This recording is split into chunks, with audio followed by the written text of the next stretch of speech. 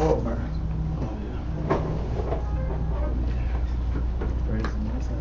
All right, we live. All right, let's get it going. Good to see y'all. Bless the Most High. Shabbat Shalom. Shabbat Shalom to y'all. Shabbat Shalom. We're gonna get this class going. Sorry for a little slightly late. We're gonna get this going. There are enough people here now. Much love to all the camps out there once again.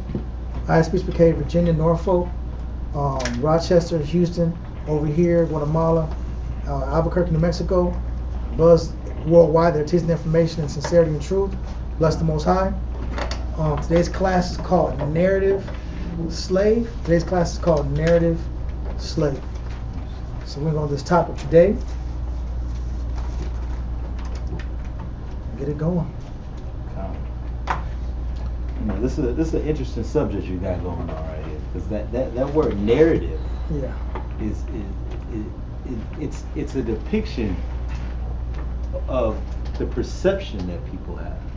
There's different narratives, different stories, and everybody's digesting different ones all the time. So I think this is a good one. Listen, people's minds are getting clogged. People's minds are getting clogged with non-stop information. So it's good to go on this kind of topic because it should be clearing people out.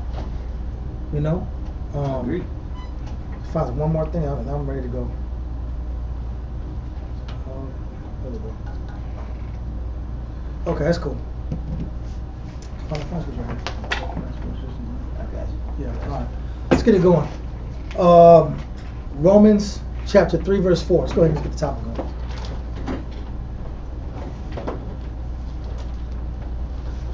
And this class we're doing with the framework. Yeah, whoever got it. This class we're going to the framework the whole world's kind of built on. The whole world's built on stories. The whole world's built on narratives. The whole world's built on reasons for things, why things happen. All right, let's go. Romans chapter 3, verse 4. The Most High forbid. Yea, let the Most High be true. Let the Most High God, Yahweh, let him be what? True. Let the Most High be true. Read on. But every man a liar. But every man a liar. So the difference between the Most High and men is, according to Scripture, men are liars, and the Most High is what? True. The Most High is true. So first, definition of narrative. Narrative, a telling of some true or fictitious event or connected sequence of events. So a narrative is some true or fictitious. It can be true or it can be false, right? The Most High is true. When you deal with men, you're doing a mixture of both. You're doing a mixture of truth and falsehood muddled at the same time. Half truths, right? Half stories, right? It says a telling of some true or fictitious event or connected sequence of events. It says storytelling, the communicative act or process of relating a sequence of event or giving an account of a situation. So a narrative is someone's way of giving an account. Thank you, sir. Giving an account of a situation or of a scenario. Read on. So I'm going to read on. It says, the way in which a story is told, a disclosure, discourse that is intended to relate an event or a sequence of events to an audience, right? An event or a sequence of events to an audience. For example, Christopher Columbus sailed the ocean blue, right? In what year? 1492, right? And he discovered who? He discovered the Native Americans. He discovered them. He found them. They were waiting to be found. If it wasn't for this Italian guy, he was Spanish, right? He was Spanish, right? Yeah. He was Spanish, but he went to the. He was Spanish, but he went to a. I thought it was Italian, bro. Yeah, I think it was Italian. I got it mixed up. He dealt with the. I think he dealt with the. I can look it up. Yeah, look it up. It was Italian. Yeah, he was Italian, right? Yeah, I knew he was Italian, bro. But he dealt with the Spanish, right? But the point is, Italian, right? Yeah. Italian. So He's Italian, yeah. he was Italian, but he dealt with the Spanish, right? But the point is, when we were kids, we were told, hey, Christopher Columbus came to America and he discovered the Native Americans. They're just sitting there waiting to be discovered. That's a narrative. Yes, sir. I was even told when I was in high school about Christopher Columbus that he was like the first one who just discovered the land, period. Like as if he was just the only one there. Like there were no other people there. No other voyage. Wow. No, I'm serious. In Wow. high school they said Christopher Columbus was the one who found and discovered America, and he was just the only one. There was nobody there. It was just him. That was his land. And he was a nice guy. You know what I'm saying? And he was a nice guy. He popped up, and then when he popped up there, it was all blank. No one was there. And then he just closed his eyes and woke up one day, and nothing but there's people everywhere, Indians with feathers. This appeared magically out of nowhere. Yeah. Right? Yeah. These are narratives. It's a story. It's a telling of events. Was that the true event? Is that how it really happened? And Yes, sir. Is it safe to say narrative? Another way to describe it would be a continual story that's been told over time. Like let's say, you know what I'm saying, something that's been brought up and it's just continuously. It's passed down. Okay. It's telephone path. Yeah, look, George Washington chopped down the cherry tree, and he said, "I cannot tell a lie. I cannot tell a lie." He cut down the cherry tree. He said, "Who cut down this cherry tree?" And guess what? George Washington, the guy on the dollar bill, he was the first president.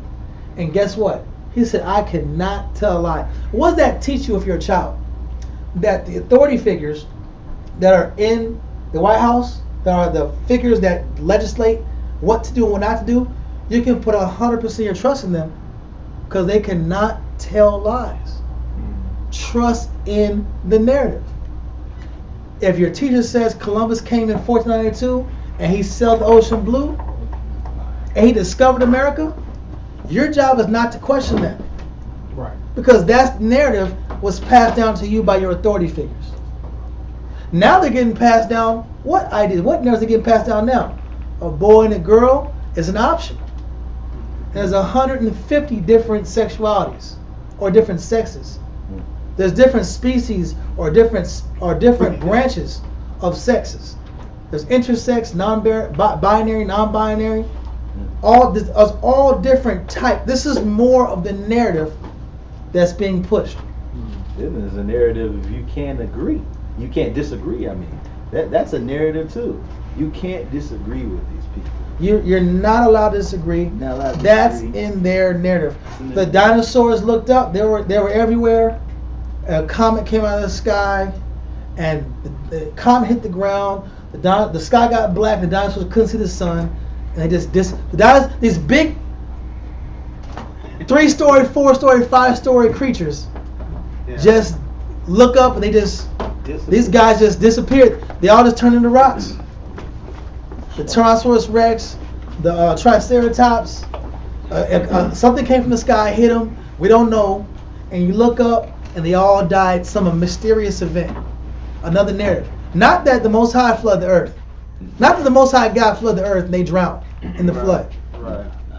That couldn't be true. Nah. The Bible is a book of allegories. You see they spin it? The Bible's a book of allegories. The Bible's a book of metaphors.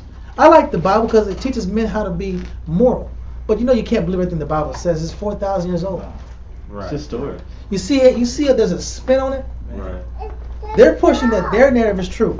If you look up, men were germs. Then they went from germs to these little swimmy things, and they went to amoebas, and then turned into kangaroos, and they turned into people, and they turned into men. Monkeys, cavemen, and they turned into actual men. And they have a picture. And you gotta believe it because the picture says so, right? Right. And how about when we were growing up, and what color is Jesus? And what were you told in church? Just look at the picture. He's right there. He's right there. Look at the picture. Do you see how our entire life is interwoven in some type of narrative? And without the Bible, you look up and you're in a realm of misbelief. The picture says Christ is. I remember having this conversation. I'm like, Grandma, Jesus I think he's black. I think he's black. She's like, no, just look at the picture. What's the picture say? But Grandma, I think Jesus is black. Something tells me he's black. Something says he can't. I just can't see him being white. And she's like, no, baby. Look at the picture. So you have to make a choice. Do I believe my grandmother?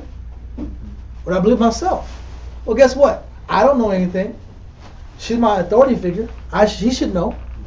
Then I should just trust her and take her word for it. My school teacher says Columbus came through, he discovered America. Let's just take their word for it. The book says, hey, man came from monkeys. Let's take their word for it. Now the books are saying, hey, Tommy has 2 moms and Mary has 2 dads. It's in a book. It's a picture. They drew it on a picture. It's in a cartoon form. It's on a commercial. So you should just accept it. Do you see the concept is that the Most High is true? The words of the Bible are true? But man keeps coming out with a new idea, quote unquote new, and quote unquote new philosophy, and a new ideology. But guess what? It's just a narrative. It's just something that benefits them. It's a benefiting. You sold yourselves into slavery. Like you sold your cousin, your mom, and your auntie, and somebody sold you. And the person that sold you, somebody sold them. And you sold your own people into slavery. Another narrative. But we're not going deep yet. We're not going into that. But we're going into the idea of a narrative is some true or fictitious event connected with a sequence of events. The communicative act or process of relating to a sequence of events. A disclosure. The way in which a story is told. And for those Israelites that have been Jews for a long time, baby Jesus popped up. There was only 3 wise men. And guess what? An angel slept with Mary. If you let the Catholic Church tell it, an angel did it. An angel came in the room and got down with Christ's mother. And he was born of an angel and of men. That's another narrative. That's just pushed by the Catholic Church. It's always some type of story. But the Bible says let the Most High be true. And let what? Man be a liar. Why is man a liar? Because man's taking heed to fables. Truth mixed with a little lie. Right? So it says, discourse that's intended to relate an event or a sequence of events to an audience. To tell or relate, recount, or explain. Fable. Falsehood. Fictitious narrative. A lie. A pretense. A story, drama, play, a falsehood. So the question is this. Everything in this world is a story. You know, some people believe that the storks made babies. The babies come from storks. The storks come down the chimney, and then you look up, and there's a baby. The stork brought the baby. Drops it in the chimney. Yeah, some people believe that. If you go to sleep, and you wake up, there's money on your pillow. Why? Because the tooth fairy came in. And what did the tooth fairy do? She saw your tooth, and she came in and gave you money because you lost a tooth. Right? Or you leave the cookies and the milk out. Leave out the cookies and the milk because Santa's hungry and he wants to come down. And guess what? I'm hearing the radio as a kid, and the guy on the radio is like, I just saw Santa. I just saw him. I just saw Santa. Get excited. On the radio, that's not real. And that's confirmation. Because I was kind of like, I'm not sure. I don't know if I want to believe this. Yes, sir. No, I had a letter written supposedly from Santa too, man. You wrote him a letter? He wrote me a letter, man. Oh, snap. He wrote my name and everything in it. And he was saying that this was Santa Claus and I was on his good list and stuff like that. Oh, you was good. You was good little boy. I'm like, Did you call the tracker? You know they gave us the tracker too. You know what I'm saying? Track them online. Yeah, oh, they had Christ tracker? They had the Santa tracker. You could get online. You can see where he's at, what country he's in, where he's flying. They've been having that for about 5 years, 5, 6 years. So you know what I'm talking about? Yeah, They came with all types of ways. So there's all kind of stories, and after a while, you're a kid, you're a child. You wake up, you're like, man, I gotta believe these adults. I gotta believe them. Why would they lie? That was my story. What reason would they have to lie? Why would somebody just tell me this big fat white guy with a big beard? I saw him in the mall the other day. And I saw the Easter Bunny too. I saw both of them at the mall. They were at the mall last week. Yeah. Then the radio DJ said, hey, he just saw Santa in the sky. Why would he lie? Why would everybody lie? This confirmation is called confirmation. Social confirmation. When 2 or 3 people say the same thing, it must be true. But us not knowing the Most High, knowing the scriptures, the whole world's framed on these lies and these stories and these narratives to get us to believe foolish things. To get us to agree with the course of society. Right? So now, let's go to the next scripture. Let's go to Mark 7:9. So we know the Most High is true, right? But we know man's a liar. Because a man will look you in the face and tell you a story. Just because it's for the kids. It's for the children, man. Right? You ready? Yes, sir. Mark chapter 7, verse 9 reads, and he said unto them, full well ye reject the commandments of the Most High. So, I remember a time people was like, what religion should I follow? What religion should I do? I mean, I could be a Christian, I could be a Muslim. I've been to church for a long time, but I don't. This isn't making. I'm going to church for so many years, but it's just not making sense. We're not. It's not.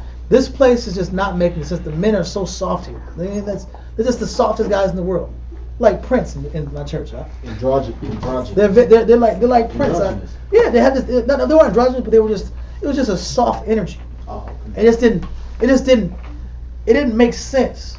You know what I'm saying? So we're sitting here we're getting bunny rabbit eggs. We're bobbing for apples on Halloween.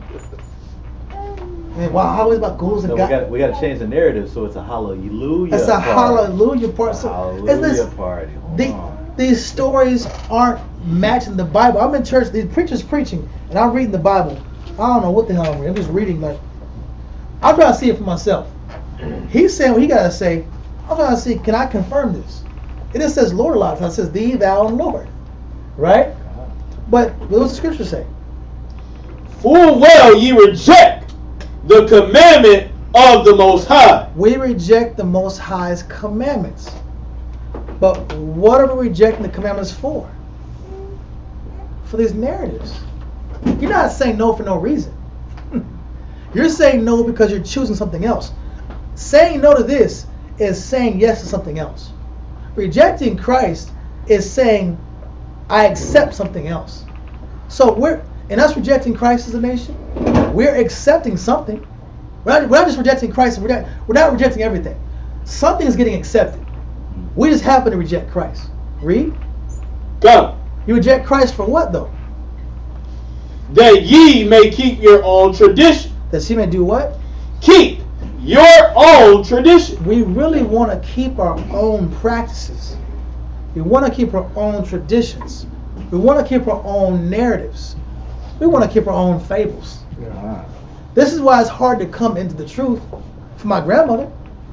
Because I would have to say that I grew up my whole life. Santa was fake. Tooth Fairy was fake. Easter Bunny. Easter Bunny was fake.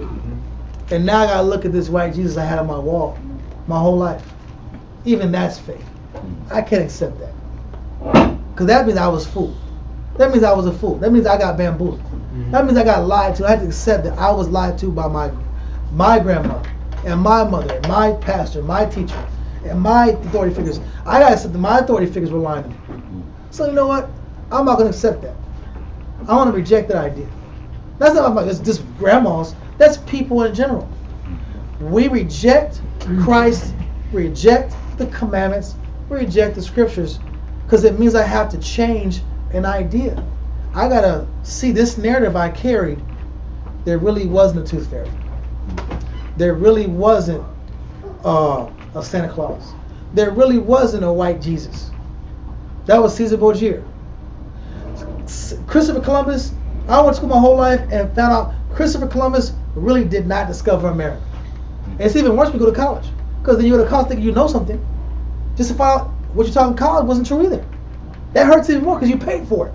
You paid thousands of dollars for a false narrative. It's one thing to get to like drop out of school and say, it's all a lie. Like, I dropped out anyway. Yeah. I dropped out anyway. I dropped out, doesn't matter. But to pay all this money and invest and you give yourself to everything, you're busting your tail, and you're going to work, and you've been a good person, you've been getting citizenship, you've been getting good behavior marks, you've been getting high grades, you've been getting 4.0s and high GPAs, just to realize, oh, you know, this baby in your stomach, it's alive. It's not dead. It's not an it. It's not a fetus. It's a soul and a body that lives inside you. But I've been told this by my science class. I've been told this by my authority figures, my professor, my best friend, my teacher, all the celebrities, all people I look up to. They said this fetus inside my body is not alive, and I have a choice. So if I believe the scriptures, I have to reject the narrative I was told. Well, I'm not going to reject that narrative. My body, my choice. I'm not going to accept this concept. I'm going to go ahead and I'm going to believe in what I've been taught. I paid thousands of dollars for these school books. I'm going to believe what these books say, not the Bible. That's what happens when we reject the commandments. Rejecting the commandments is the accepting of a false idea, the accepting of a fable. You're accepting something. All right? So let's keep going. So when I accept a story, when I accept a fable, when I accept something fictitious, when I accept an explanation, you know what I'm doing? There's an effect. There's an effect for that belief. Every cause has a what? Effect. An effect. Right? So what does the word effect mean? Effect. To produce an agent or cause, a consequence, a general intent, right? It says to bring to pass, to achieve, to accomplish an object or purpose. So generation by generation, why do the kids get worse and worse? Because every generation they keep adding more and more to the narrative. That's right. They're adding more and more scientific information to prove these. Well, the scientist says technically it's not alive. This is not. You can't say this is alive. We can't scientifically prove it's alive, even though it's moving, it has a heartbeat. Well, the organs don't form to the 10th week, so it's not alive to the 10th week because the organs are proof that it's alive. You can't just believe the scriptures. Right. You gotta believe in science. Some kind of guy has a degree from some Greek place. This guy's right. Right? So when people believe these narratives, when people believe these stories and fables, they start to get strong beliefs, strong opinions. And the older they get, those opinions get stronger and what? Stronger. All right? So read the scripture one more time. Come. From the top. Yes, sir. And he said unto them, full well ye reject the commandment of the Most High. So, because I've been educated a certain way, because I've been influenced a certain way, when somebody shows me the Bible, I don't want to hear that. Somebody shows me the scriptures, hey man, I'm not trying to hear that right now. I'm not really into that. All that laws. I think we're free. We're the land of the free, the home of the what? Brave. Home of the brave. That's where I'm at. All roads lead to Rome. Wherever I'm at, that's the culture I want to follow, man. I want to hear the Most High's word. I want to do me. Right? Read on. That ye may keep your own tradition. The American dream. The Bible don't say nothing about an American dream. Right. It don't say nothing about it. There's a couple people that get it. LeBron got it. Oprah Winfrey got it. Michael Jordan got it. There's a couple token people that get the American dream. But for the majority of our populace, they're not getting the American dream. Right. But we're all fighting for that dream because you know what? That was what was sold to us.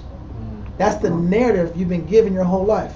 Wake up, eat, drink, sleep, go to school, get a good job, join a company, go to college, join a company, and the company's going to take care of you years later down the line. You're going to be okay, have some babies, buy a house, Get a 401k. 401k, and it's going to be all good. Retire, Retirement. watch your kids grow up, smile and laugh, have a couple wrinkles, drink a couple beers, cry a little bit, see the babies and hold them, and then over time, let it go. That's the narrative. But in that narrative life, you got to fight for this dream.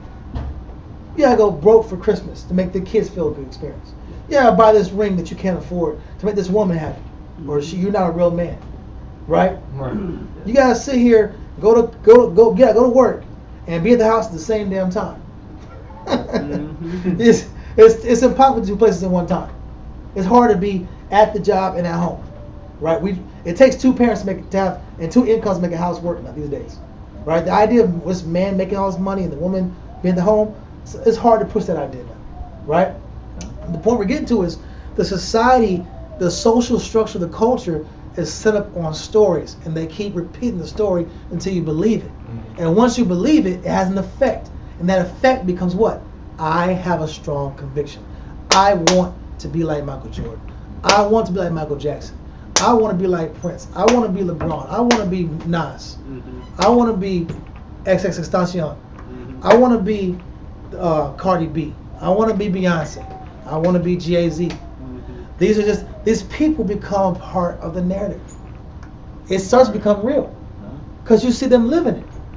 You know, and it's crazy because you get put in this position where it's almost like, you know what, even if you had the common sense, you had the knowledge, be like, you know what, that's not quite right. They put you in this position where it's like, if you reject the narrative, then you don't succeed. Right. If you don't believe the narrative in school, you don't graduate. You know what I'm saying? If you don't buy into the dream of this being a rapper and not even knowing the other side of it, but if you don't buy into their vision, then you're not going to get there. If you're not willing to just give up whatever and do whatever to get in that position, or buy into that narrative that they tell you when you get there, then you're not going to be that top artist. You're going to be that one-hit wonder everybody forgets about, and that's if you get that far. So it just puts us in that peculiar position where it's like, are you going to reject the Most High? I'm going to put you in a position where you have to reject so you can move forward in this manner. But that's only in the world. But what about moving forward for Christ? What about moving forward and not rejecting what the Most High has for you and seeing how the Most High elevates you? Because we don't think about that. The problem is, in order to chase this narrative, this dream, you have to reject Christ. You have to. Because you can't have both. No man can serve what? Two masters. You can't serve two masters. Because those two masters have two separate narratives. They have two separate stories. They have two separate cause and effects. They have two separate beliefs. So it splits a person in the middle. It makes a person have to choose.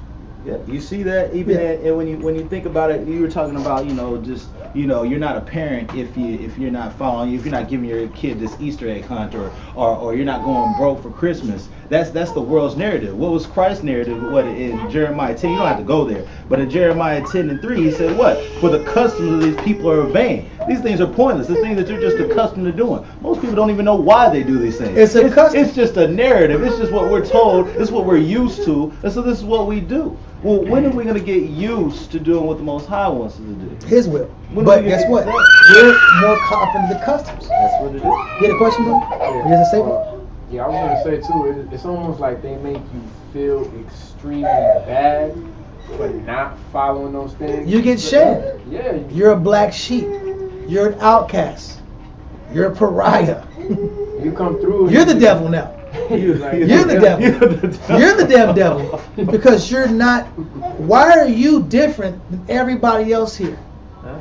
Everybody else here is having a good time. We're having a company meeting right now. We're all wearing these ugly sweaters with jingle bells on and candy canes.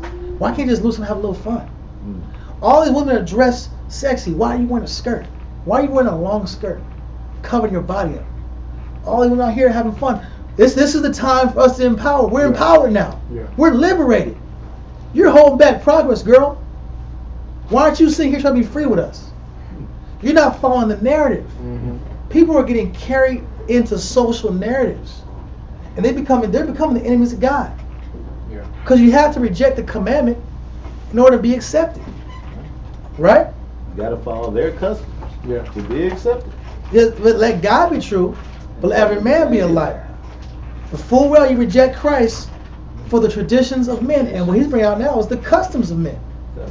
Because we gotta serve custom, right? Which are within the narratives. It's part of their traditions. Because they're glorifying these customs because it's in the story, and we're not going to one of the stories today, all right? But before we get to that story, we're gonna read this. Before we get to that story, it's another whole other story. Read a different story. Get some scripture real quick. Get some scripture before we show how crazy these narratives are. God. But real fast, we're So it says affect, to bring to pass, to achieve, to hold dear, to esteem, to trust. So people have to trust in how good they feel. I felt good when Santa Claus gave me presents. I felt good when the Tooth Fairy gave me money. I felt good when I shaved my face and I was accepted. I felt good when I dressed like a whore and all the men hollered at me. I felt good when I got that job and I got to be a little bit more accepted because I got to be accepted by those other people. I was a little more sophisticated. I felt good about myself. Our identity and our self-esteem is based on how well we fit into the world, how well we fit into society, how well we fit into the what? The narrative. Now, they say that most women, as far as young women, like 13 through 15, they're dealing with extreme body dysmorphia, self-hatred of the body, because they can't look like these women on Instagram. Well, you know why they can't look like the women? Because it's a filter, because it's a computer. Yeah. The computer's actually stretching the hips. The computer's actually tightening the waist. The computer's actually making the lips redder. The computer's actually putting a glisten on the skin. The computer's actually erasing stretch marks. Blemishes. It's erasing blemishes. Yeah. So no, you can't look like that. It's impossible to look like that. Yeah. Unless you were just this dynamic, you was born in honey and bathed in milk.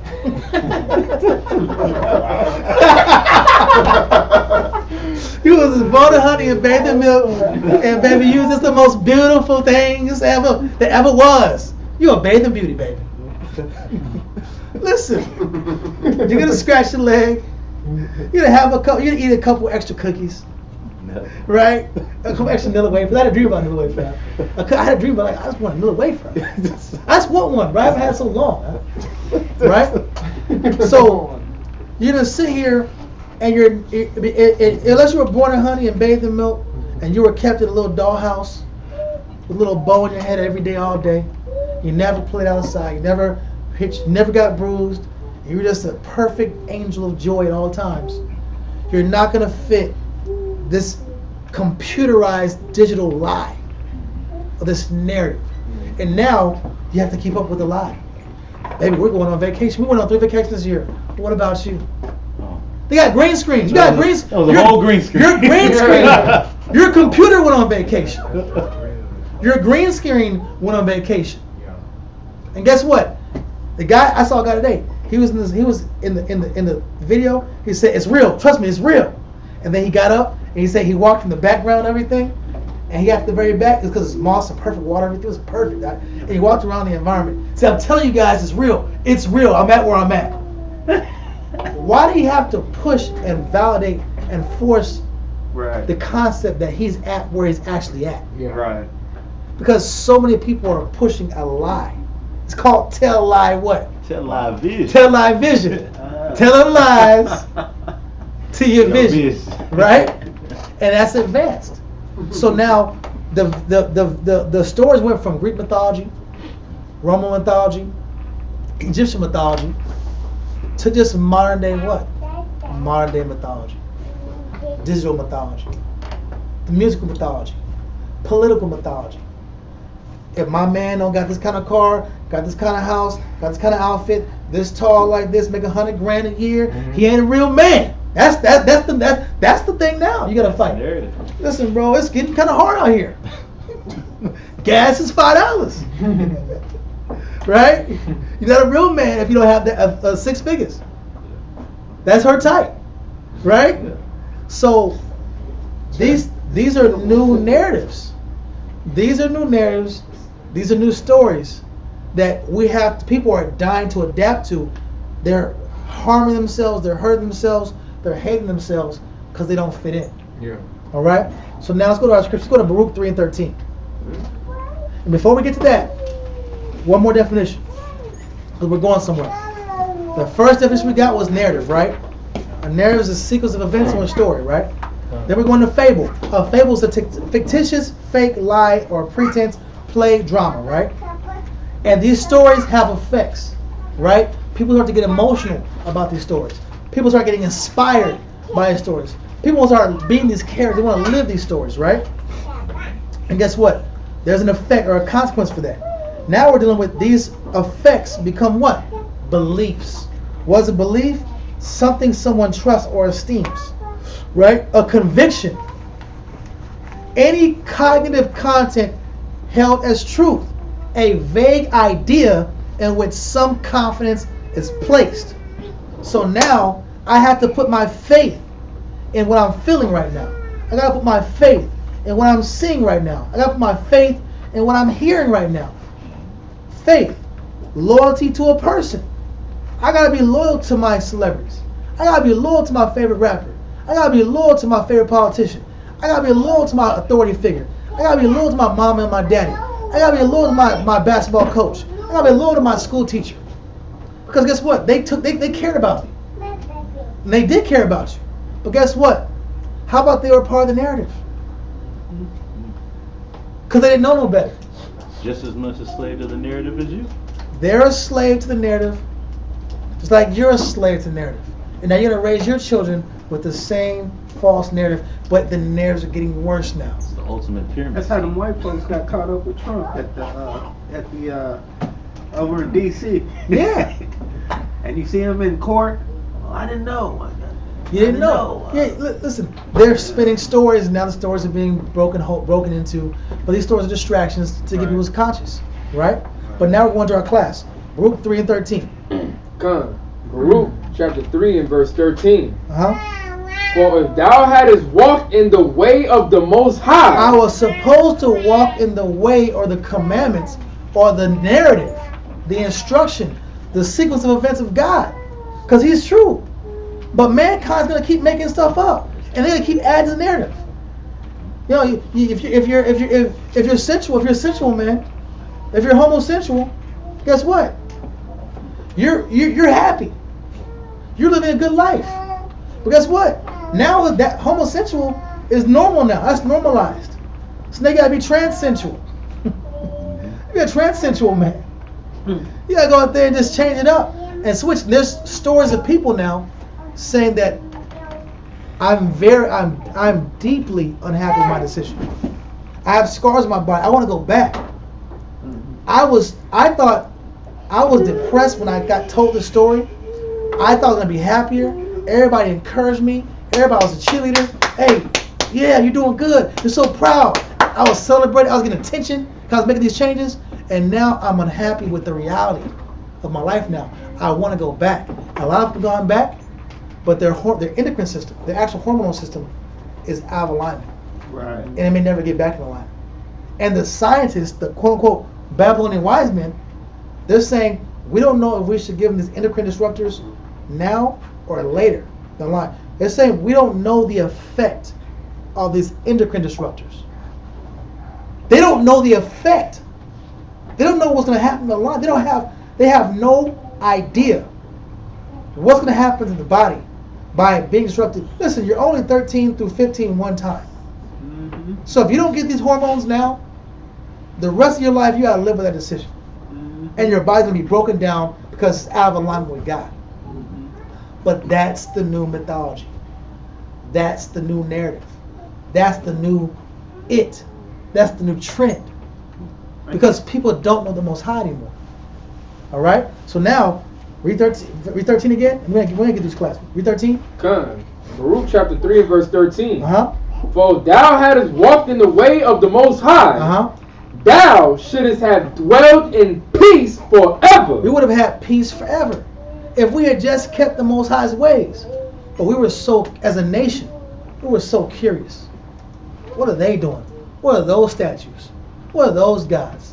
What are those traditions? What are those customs? Why do they look so happy? Keep reading. Verse 14. Learn where is wisdom. Learn where's wisdom. Read. Where is strength? Where is strength? Read. Where is understanding? Learn where is wisdom. Where's wisdom? The Bible. Where's strength? The Bible. Where's understanding? The Bible. They'll tell you all their on Dancer, on Cancer, on Dixon. I don't know all those guys, right? But we don't know the 12 disciples, right? Yeah. We don't know the books of the Bible, right? We don't know the cities in Jerusalem. We don't know the 12 tribes. We don't know who we are. We even know our own identity. We don't know our own forefathers. We know George Washington, Abraham Lincoln, Thomas Jefferson, and the other guy. I don't know him either. I forgot. It's been a long time. But the point is, Where is the truth? It's in the Bible. But when you hear about the Bible, they're saying, listen, it's an old book, 4,000 years old. It's allegories. It's mythology. King David, did he really exist? Did Paul really exist? I heard today, just casually, they said there was 20 different Christs in that time period. 20 different guys saying that they were the Messiah at that time. So how do we know that he's the actual Messiah? You see, they're always casting a shadow of doubt with the scriptures. Yeah. Well, what comes their beliefs, it's got to be true. Comes their mythology, it's got to be true. Comes their culture, it's got to be true. And we're stuck in the middle, curious, inquisitive, unsure. Keep reading. Come. That thou mayest know also where is length of days and life, where is the light of the eyes and peace. Read on. Who hath found out her place, or who hath come into her treasure? Who's gonna find the Most High? Read on. And read that fast. We got a lot to get through. It's 13 through 37. Come. Go ahead. Where are the princes of the heathen become, and such as ruled the beasts upon the earth?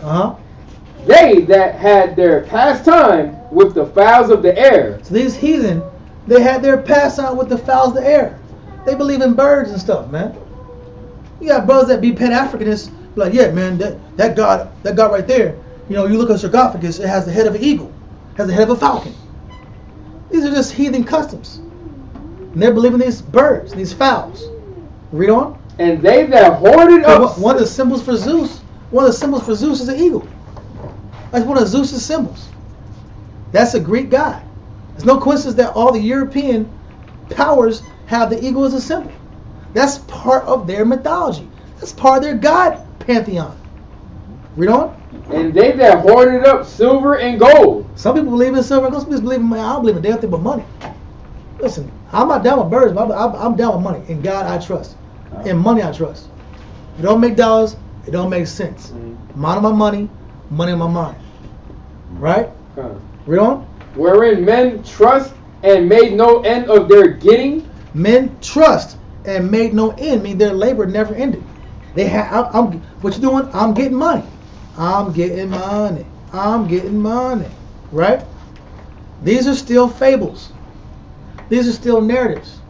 These are still stories that are perpetuated that we get caught up into. Because everybody is running these courses. Everybody's following this certain course of events. Read on. Verse 18. For they that wrought in silver and were so careful, and whose works are unsearchable. Because people are putting real dedication. They're putting real spirit into their money game. They're putting real spirit into their paper chase. I get money. I get having to survive. I get having to pay bills. I understand. But they're putting so much focus and effort into it that it's a god now. Yeah. Because they're bowing to it. And they're serving it. And they're compromising for it. And they're breaking codes and laws and righteousness of the Father for the opportunity to pursue money at a higher degree. Yeah. They're compromising themselves for that opportunity. Because we're in this consciousness that we have to fit in. We're in this consciousness that we have to sit here and follow these stories, these narratives. You got to be a part of this. And you got to be this kind of six-figure man. To be a real man, you're not a real man if you ain't making this amount of money. Read. They are banished and gone down to the grave. And others are come up in their stead. And they die chasing money, and then their kids wake up, and their kids got to get back to the paper chase. One man died, another man get up. We gotta get it. Read on. Young men have seen light and dwell upon the earth. Read on. But the way of knowledge have they not known. Some men have seen light. People have studied and been educated, read phenomenal books, had phenomenal educations, traveled the world, saw the pyramids, saw the Tower of Pisa, went and saw the historical events, read Odysseus tales and stuff like that. Got to go to Egypt, learn how to read Egyptian hieroglyphs. Hell of education. They've gotten some light, but they don't know. But they don't know the Most High God. They don't know the Creator of all things. They don't know the Scriptures. They don't know what tribe they come from. They don't know who the devil is according to the Bible. Read on. Nor understood the past thereof, nor laid hold of it, their children were far off from that way. And guess what? Because they absorbed themselves and they went to the narrative, their children are going to go to the narrative. Because now you become the authority figure. Son, I had to sell rocks to come up. You know, we had to hustle. We had to get it. And you had to get how I live. You're going to be a young hustler too. That's the narrative we put in our own communities. That's girl, yeah, use what you got to get what you want. And if you don't use what you got, then you might not get the man you need. That's the narrative amongst our people. Right? And so they grow up, back in the day, they used to see pimps, players, and hustlers come out of Cadillacs with stone cold froze, drip head to toe, dip, gold chain, clean, smelling good, feeling good, smiling, superhero. Inspired other young men to follow the same path and become pimps too.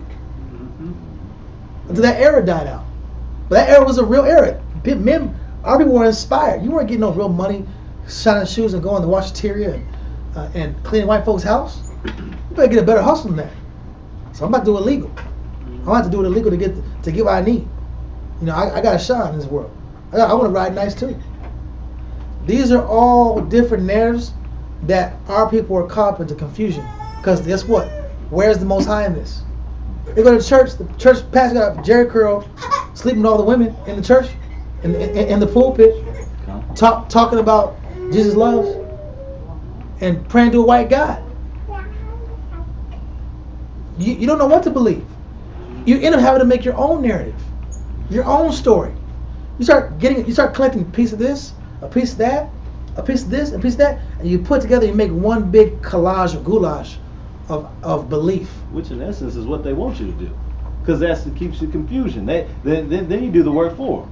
Now you're creating the new narrative to pass down to your kids, so they gonna start a whole nother thing, and it's just a continual chain that just keeps building, where you do most of the work for them. Then your own ideas. That's what I tell you what. Do as I will. That's a narrative. Okay, so once we get you to do as I will, instead of telling you what Isaiah 34:16. Then let me give you this narrative. Seek out of the book of the Lord and read. None of these shall fail you. No, I'm not going to feed you that narrative. Because then if you lock into that, then all our ideologies and stuff go out. What do you mean, no, show want her mate? Or how about this? How about Willie Lynch? How about you beat one slave, you tar him, you feather him, you rip him apart in 4 parts in front of the woman and the child? Yeah. She knows the story. That's the you story. better not be a strong man. You better not be powerful. You better not say anything. You better not say no to master. Don't be a hero. Don't be no hero. Listen, if you were a slave and took care and you helped your brother, if you did anything good for your brother, you were beaten. If you were beaten for doing good deeds. Yeah. If you served your brother and took care of your brother, looked after your brother, you were beaten worst. So what narrative they instill? You better not take care of your brother. Yeah, not. So what narrative you pass down? Hey, that's him. Broken way. That nigga's on his own. I got, and that's real. You saw he got hung for that. Yeah. I'm finna tell. I'm telling everybody. Hey. So they got snitches. You got brothers that treat their brothers like crap. Yeah. Then you have colors come out. Mm-hmm. And it's colors.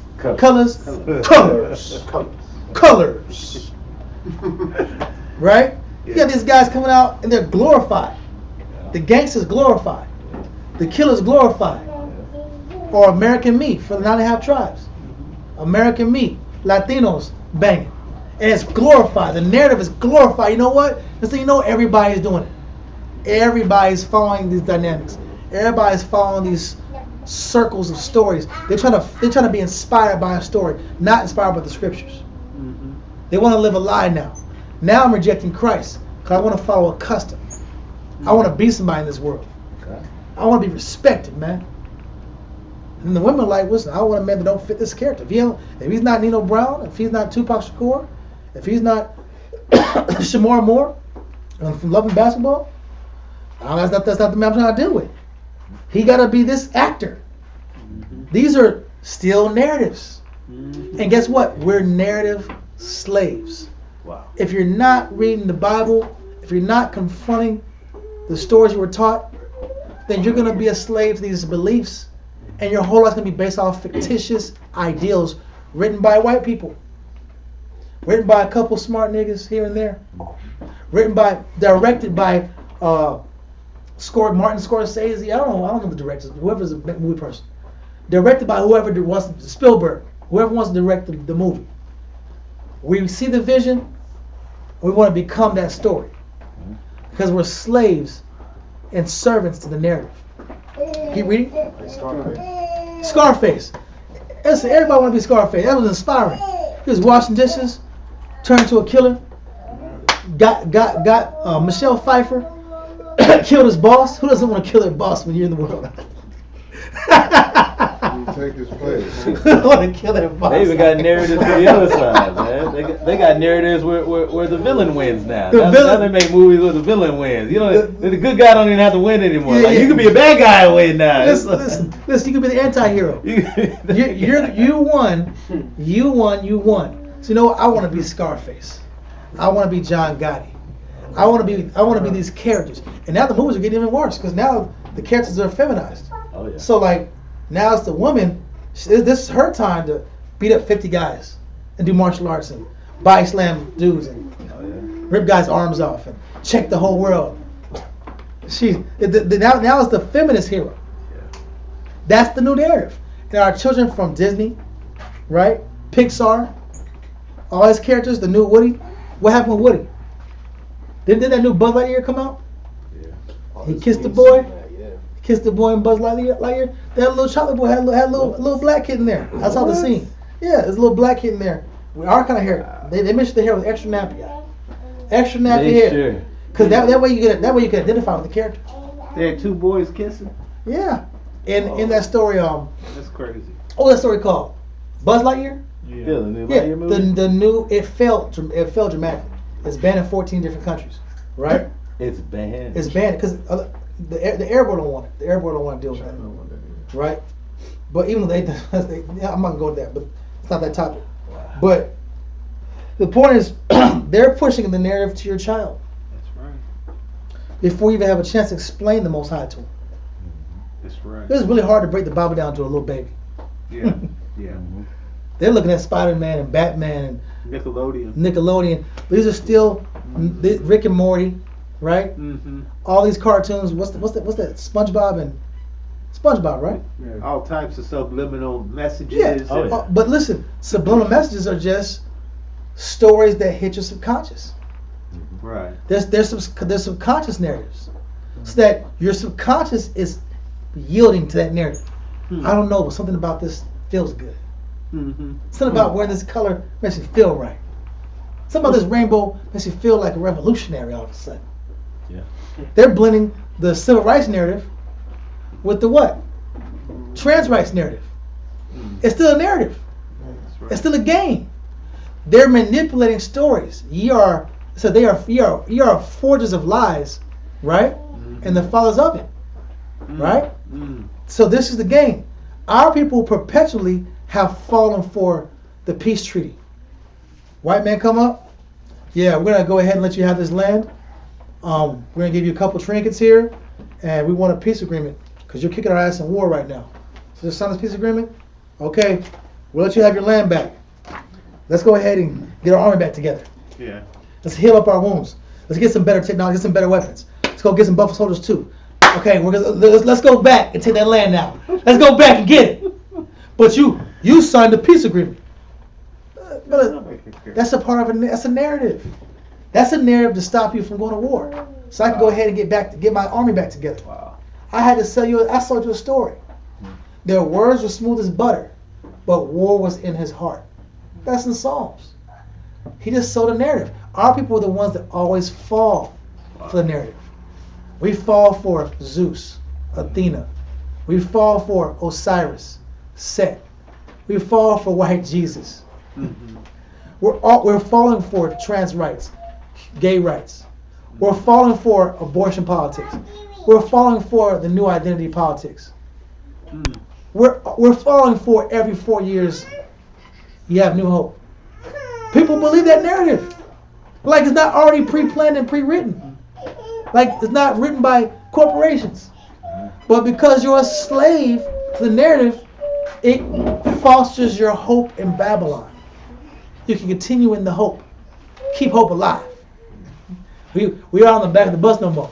Democrat, Republican. Yeah, listen. Either one of Look, we can eat with everybody else. We're integrated now. Yeah. We don't? Baruch chapter 3 and verse 22. It have not been heard of in Canaan, neither has it been seen in Theman. The Argorenes that seek wisdom upon earth, the merchants of Moran and of Daman. The merchants, the people that seek wisdom, read. The merchants of Moran and of Daman. The authors of fables. The authors of what? Fables. The authors of fables. All these different nations that we admire, that we look up to, that we want to be like. Bruce Lee had me want to be Chinese at one time. I don't want to be Chinese, man. I want to be Bruce Lee. I want to get that girl. I want to kick. I want to do that kind of martial arts. Yeah. Right? Not knowing, listen, bro, our people created martial arts. Right. Our people created that. I want to be a rock and roller, bro. I want to rock like that. Your people created rock. Your people created country music. Your people were the original cowboys. What are you talking about? Our great grandparents were shepherds. What are you talking about? They're just shepherds of cattle. This has been in our tradition for years. They just brought out that the Lone Ranger was a brother. Lone Ranger was a brother. Listen, we're trying to be like them, but they've stolen our history. Yeah. But guess what? They're authors of what? Fables. Read on. Definition of fable. Definition of fable. Definition of fable. This is in the 1828 dictionary. It says a feigned story or tale. This is point number 1. A feigned story or tale intended to instruct or amuse. So these fables are intended to instruct you or give you direction or a way to think, go, or act. That's what these fables are for. And it point 5 says falsehood. So it's false direction that they're giving you and pointing you in whatever direction or causing you to act in a desired manner. Go ahead. That's perfect. So we can't see that we're absorbed. We still believe these stories. We still have hope in these visions. We still want to play these characters. We still want to be a part. We still want their happy endings. We still want to look like them. It says, read on the story. Authors of fables, right? Read on. Yeah, kind. The authors of fables and searchers out of understanding. None of these shall have known the way of wisdom. None of these things are biblical. None of these things are the knowledge of the Most High God. Read. Or remember her paths. They don't remember the path of the Most High. Read on. O Israel, how great is the house of the Most High. But they're pushing how great their house is. They're pushing how grandiose their culture and their society is. To the point where black men and black women still want to go back to Egypt. Latinos too. Still want to be Egyptians. I want to pull one article out real quick.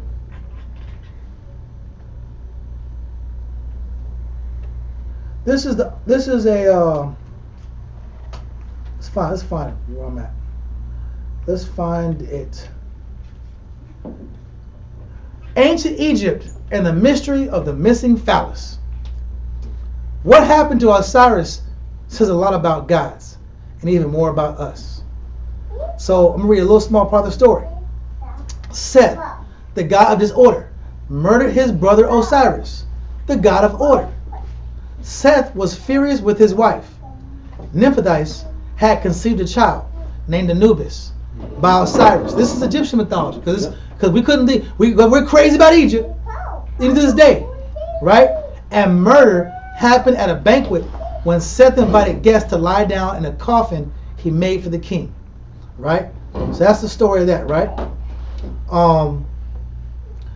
In the Osiris myth, the most important Egyptian myth, Set is portrayed as the usurper who killed and mutilated his own brother Osiris.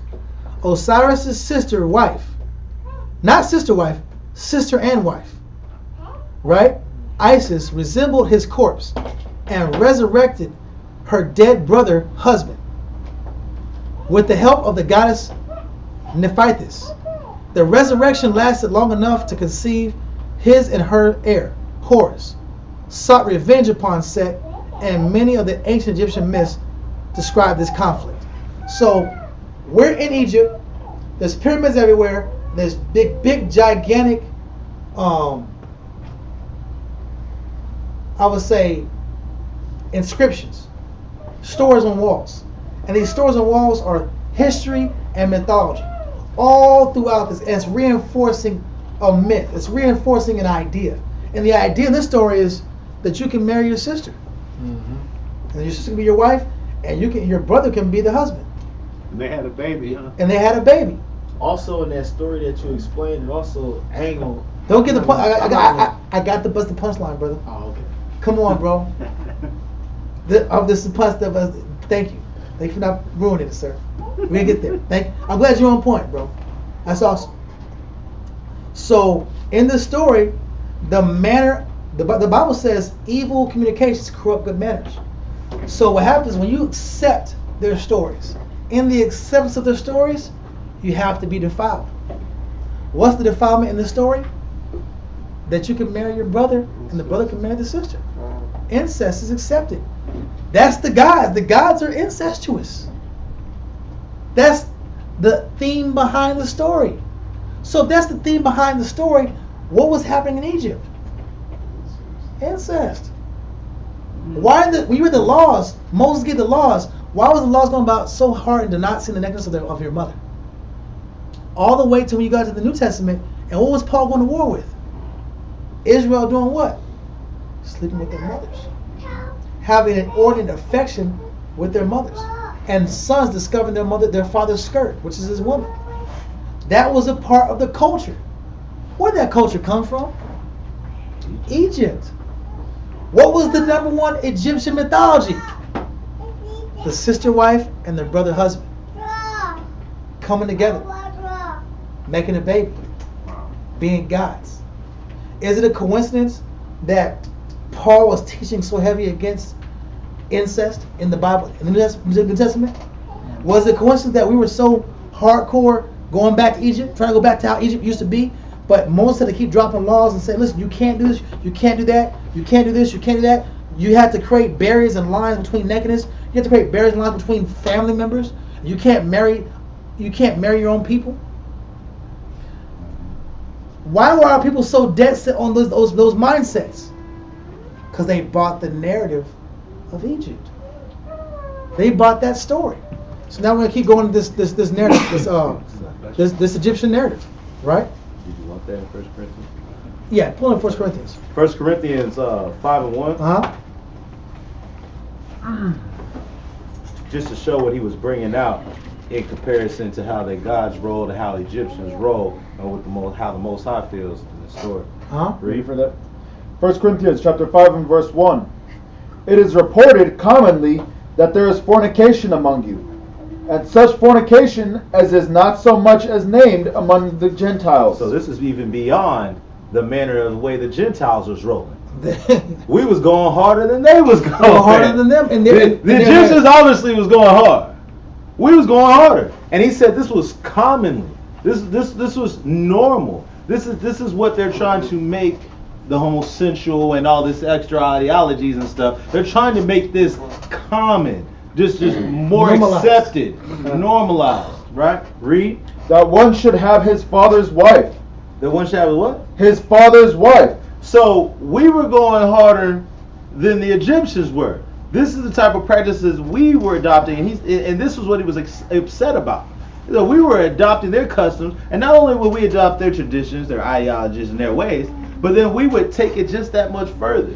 We would be the extra because we are what? We are the salt of the earth. We max it out. We gonna go harder no matter what it is. Maxing out negative. We gonna max it. If we gonna be negative, we gonna be all the way negative. We're not gonna be subtle about it. And that's what this is describing. He's saying this guy became so common, and it was all the way out there. So it was just to bring a comparison to what he was showing you with the Egyptians, how they were rolling, and why it was getting preached against so hard, because we were going harder than they were. We were going far beyond even what these nations was doing. Because they don't have a standard. And guess what? When you believe in their narratives, when you're entertained by their storytelling, when you get caught up into society, what happens? You end up following the customs. Yes, sir. You want to precept on that on y'all point? Not yet. I want to get this article real quick. But what's the precept? It's Ezekiel 16:26, based off of the Egyptian. Go ahead and pull it. Ezekiel chapter 16 and verse 26. Yeah, read a little loud because people can't hear you. Right. Ezekiel chapter 16 verse 26. Thou hast also committed fornication with the Egyptians, thy neighbors. Good scripture. Go ahead. Great of flesh. Great of what? Flesh. They're great of flesh. There's no line between mother or son. And even now with the son husbands. That's the thing now. You look up the news. Look at the news. That spirit's coming back. It's a lot of stuff, bro, that they get, like that storyline. I'm not gonna get into it. Yeah, but I'm going to. That's what the class is partially about, sir. But it says greater flesh. It has increased thy whoredom. So stop right there. So the point is, us intermingling with these Egyptians. What about the Egyptians was negative? Their mythology, their storytelling. Now we're in the Greek Empire, the end of the Greco-Roman Empire. And why are we getting defiled? Because they're pushing more ideology. They're pushing more dogma. They're pushing more indoctrination. And they're pushing it to the children. And we're still yielding to their philosophy. We're still yielding to their storytelling. We're still to their fables and narratives. There's nothing new under the sun.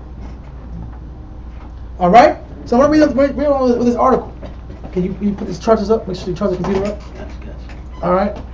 So it says, even with the standards of myth, it says, Osiris's, Johnson went through some epic travails. One day it was there, along with the rest of Osiris's body, godly self, as he ruled over Egypt. The next it was gone, as Osiris was murdered by his brother and literally dismembered. So this guy in this myth was castrated, right? He was, his main part was ripped off. Phallus. His phallus was ripped off, right?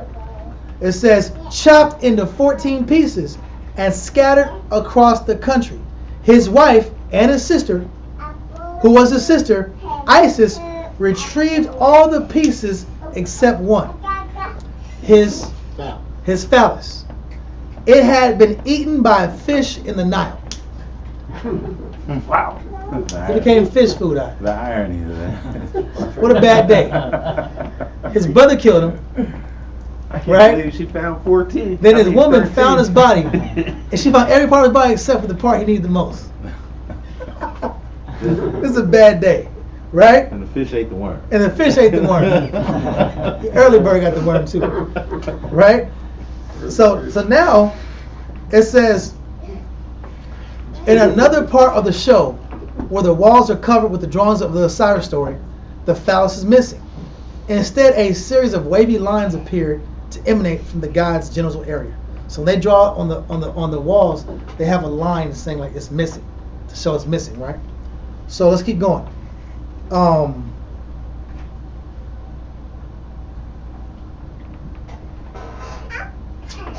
This is crazy, bro. Later, Isis had the help of Anubis track down and found all the pieces of Osiris except the phallus, right? It says the number 14 is theorized to be a significant number of 14 stars in Orion's constellation. So they use the 14 stars in Orion's belt as the reason for the 14 parts of Osiris. What is that?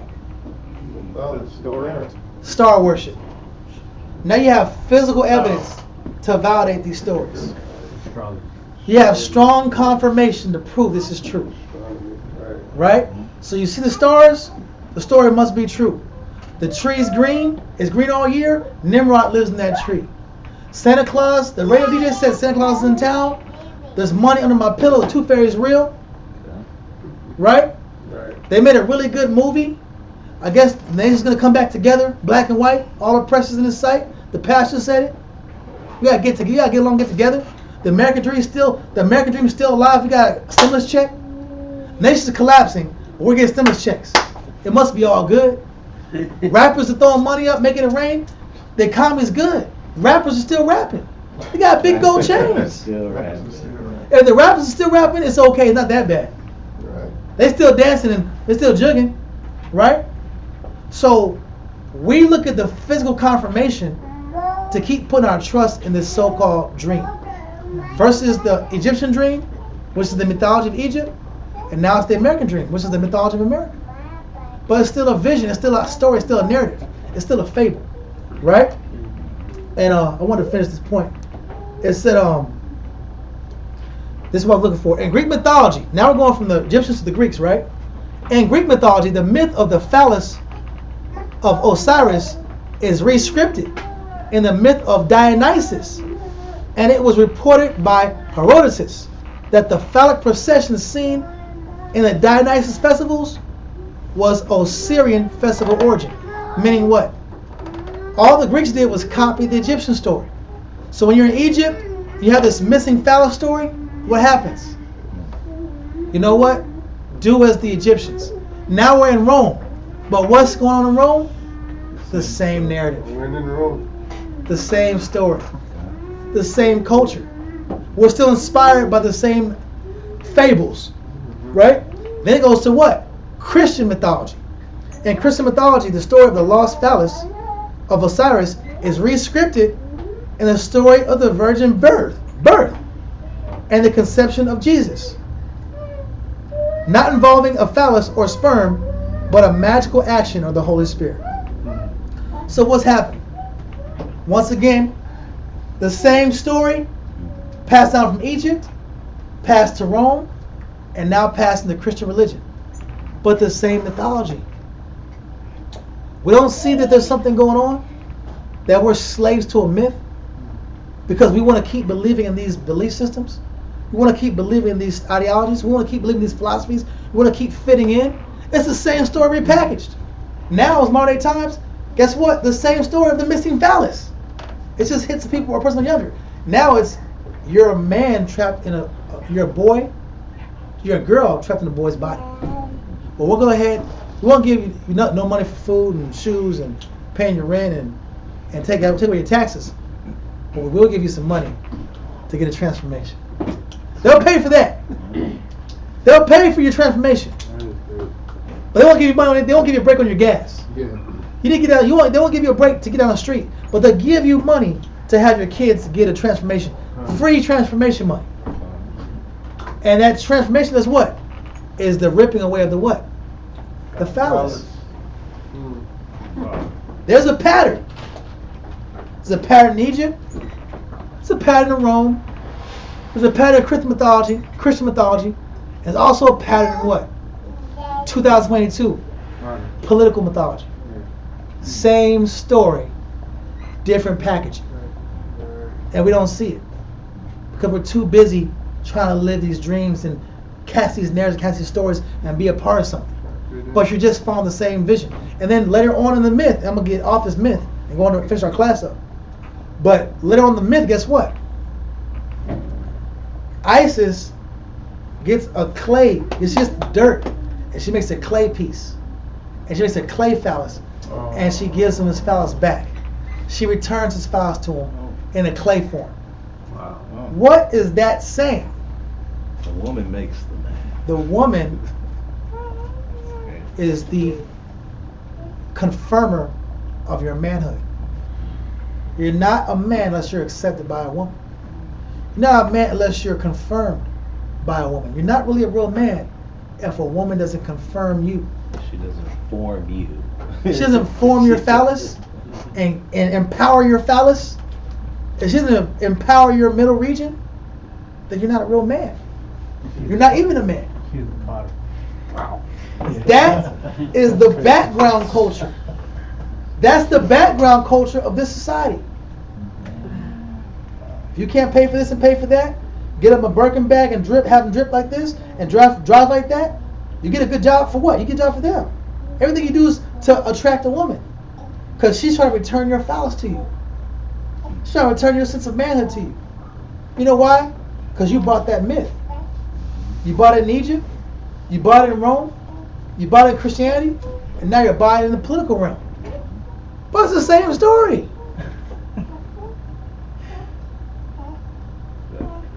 We're slaves, bro.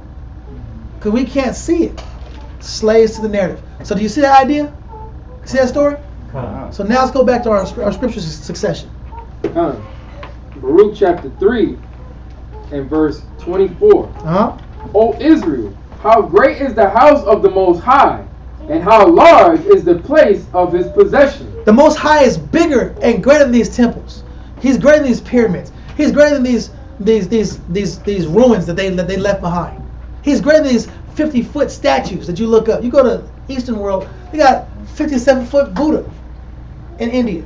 A perfect, Southeast Asia. A perfect vision of this guy with a little cleft right here, and he's perfectly dripped up, and he has vines on him, and it's a perfect statue.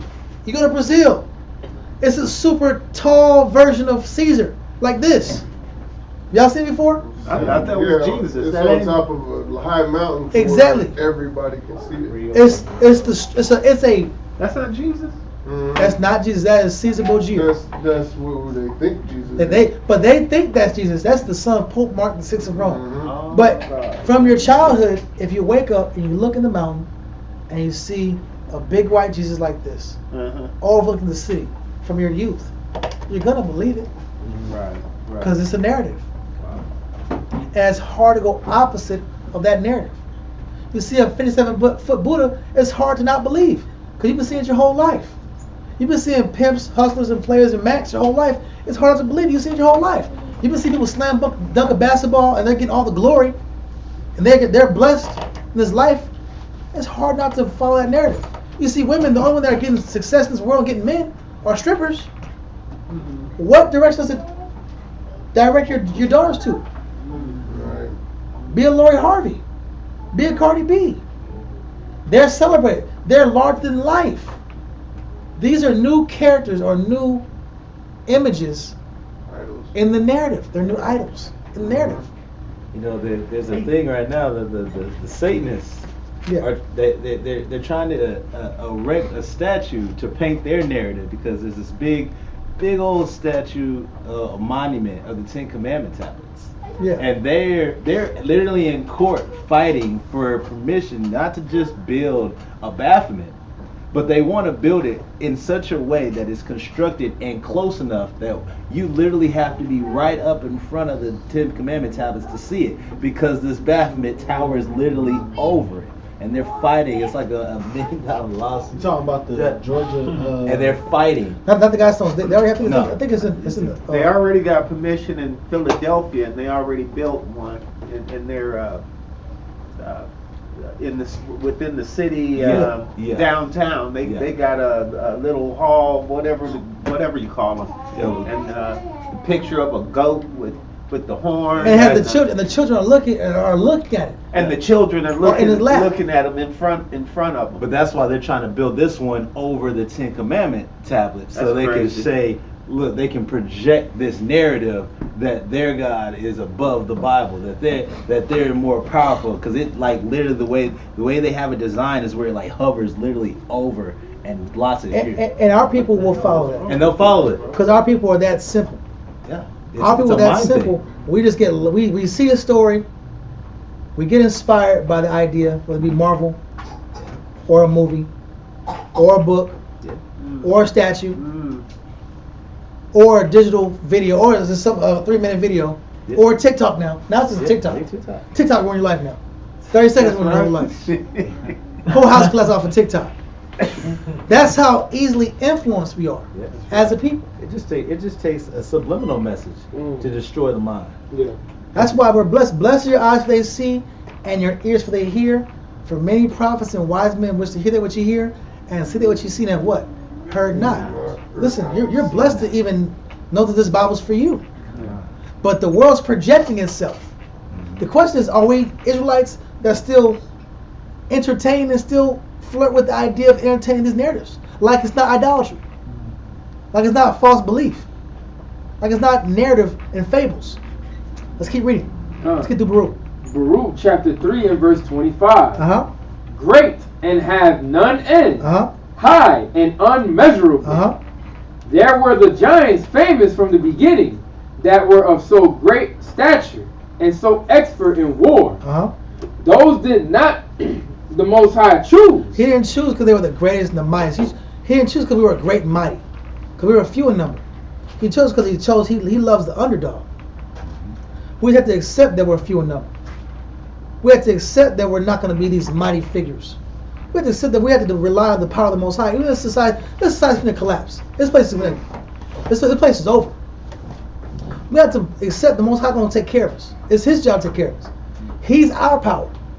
We just got to keep the commandments. We got to be holy and be righteous and have the right mind, not worship this society. So we got to accept His narrative. That's the problem.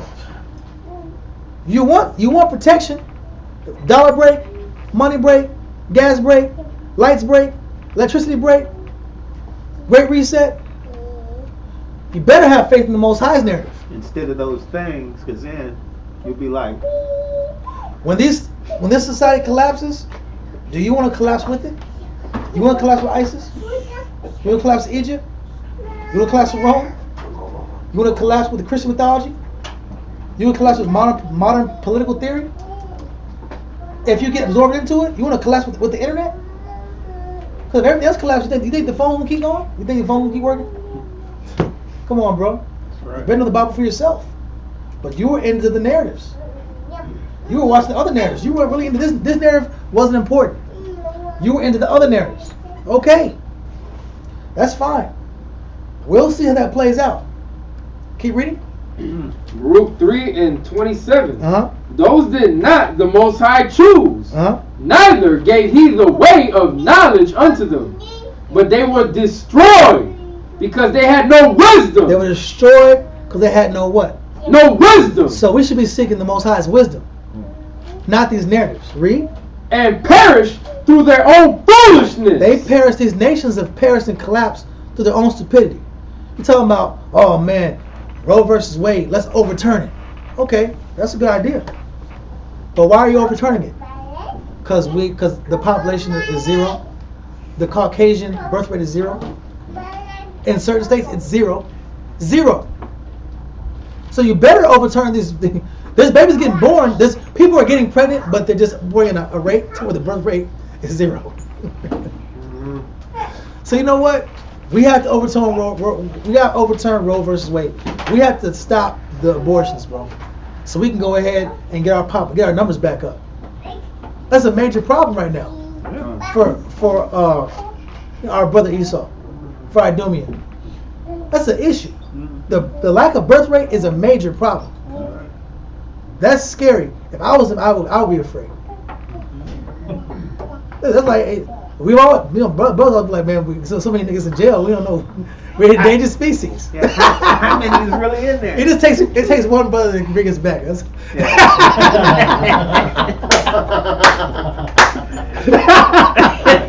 all it takes. One brother. Right. It just takes one brother.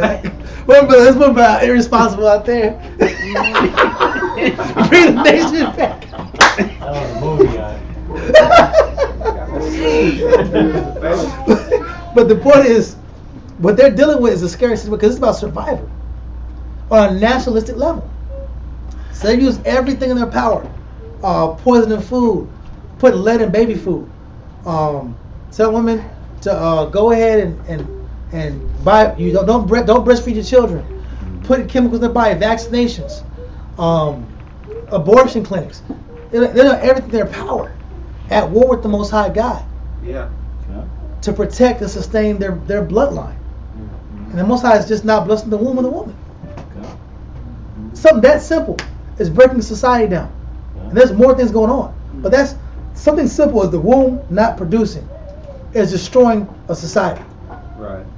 And then why I say in Jeremiah 2:19 he says what? Thine own wickedness shall correct thee. Their wickedness that they put in place, now that their numbers are low, they're like, we gotta correct it. Listen, we gotta fix this. Yeah. Let's overturn that because this is not working for us. If you stop pushing homosexuality, guess what?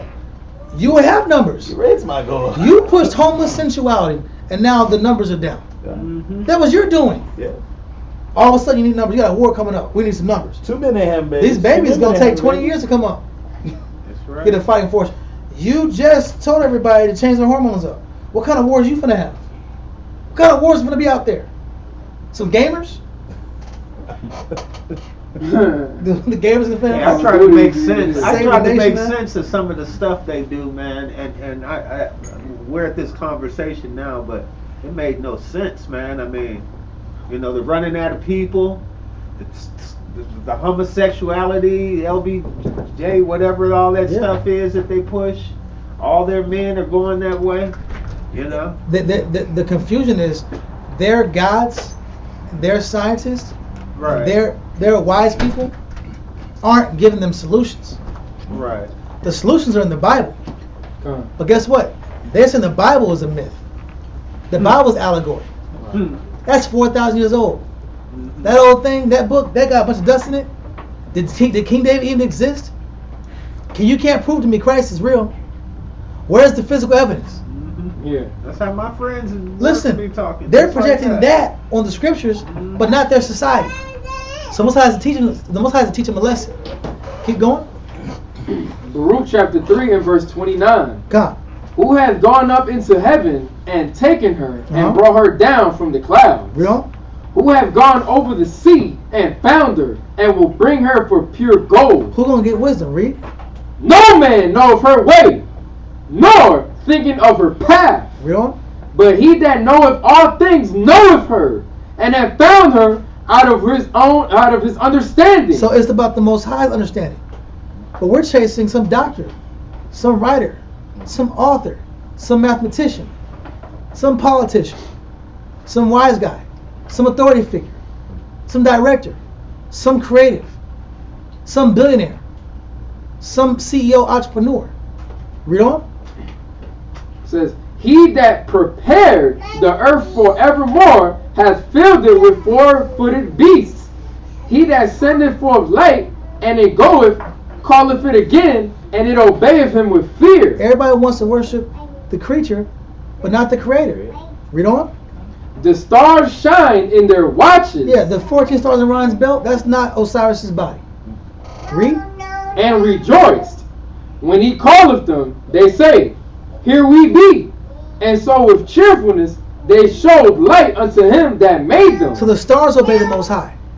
But according to mythology, what? They're praying those stars. They're incorporating those stars in stories and explain their society and explain their culture through the Most High's creation. Read on. This is our power, and there shall none other be accounted of in comparison of him. Nothing compares to the Most High. Read on. He had found out all the way of knowledge. Read verse 37 real quick. Afterward did he show himself upon earth and conversed with men. He sent his son, and his son preached to men and gave us his knowledge directly. So guess what?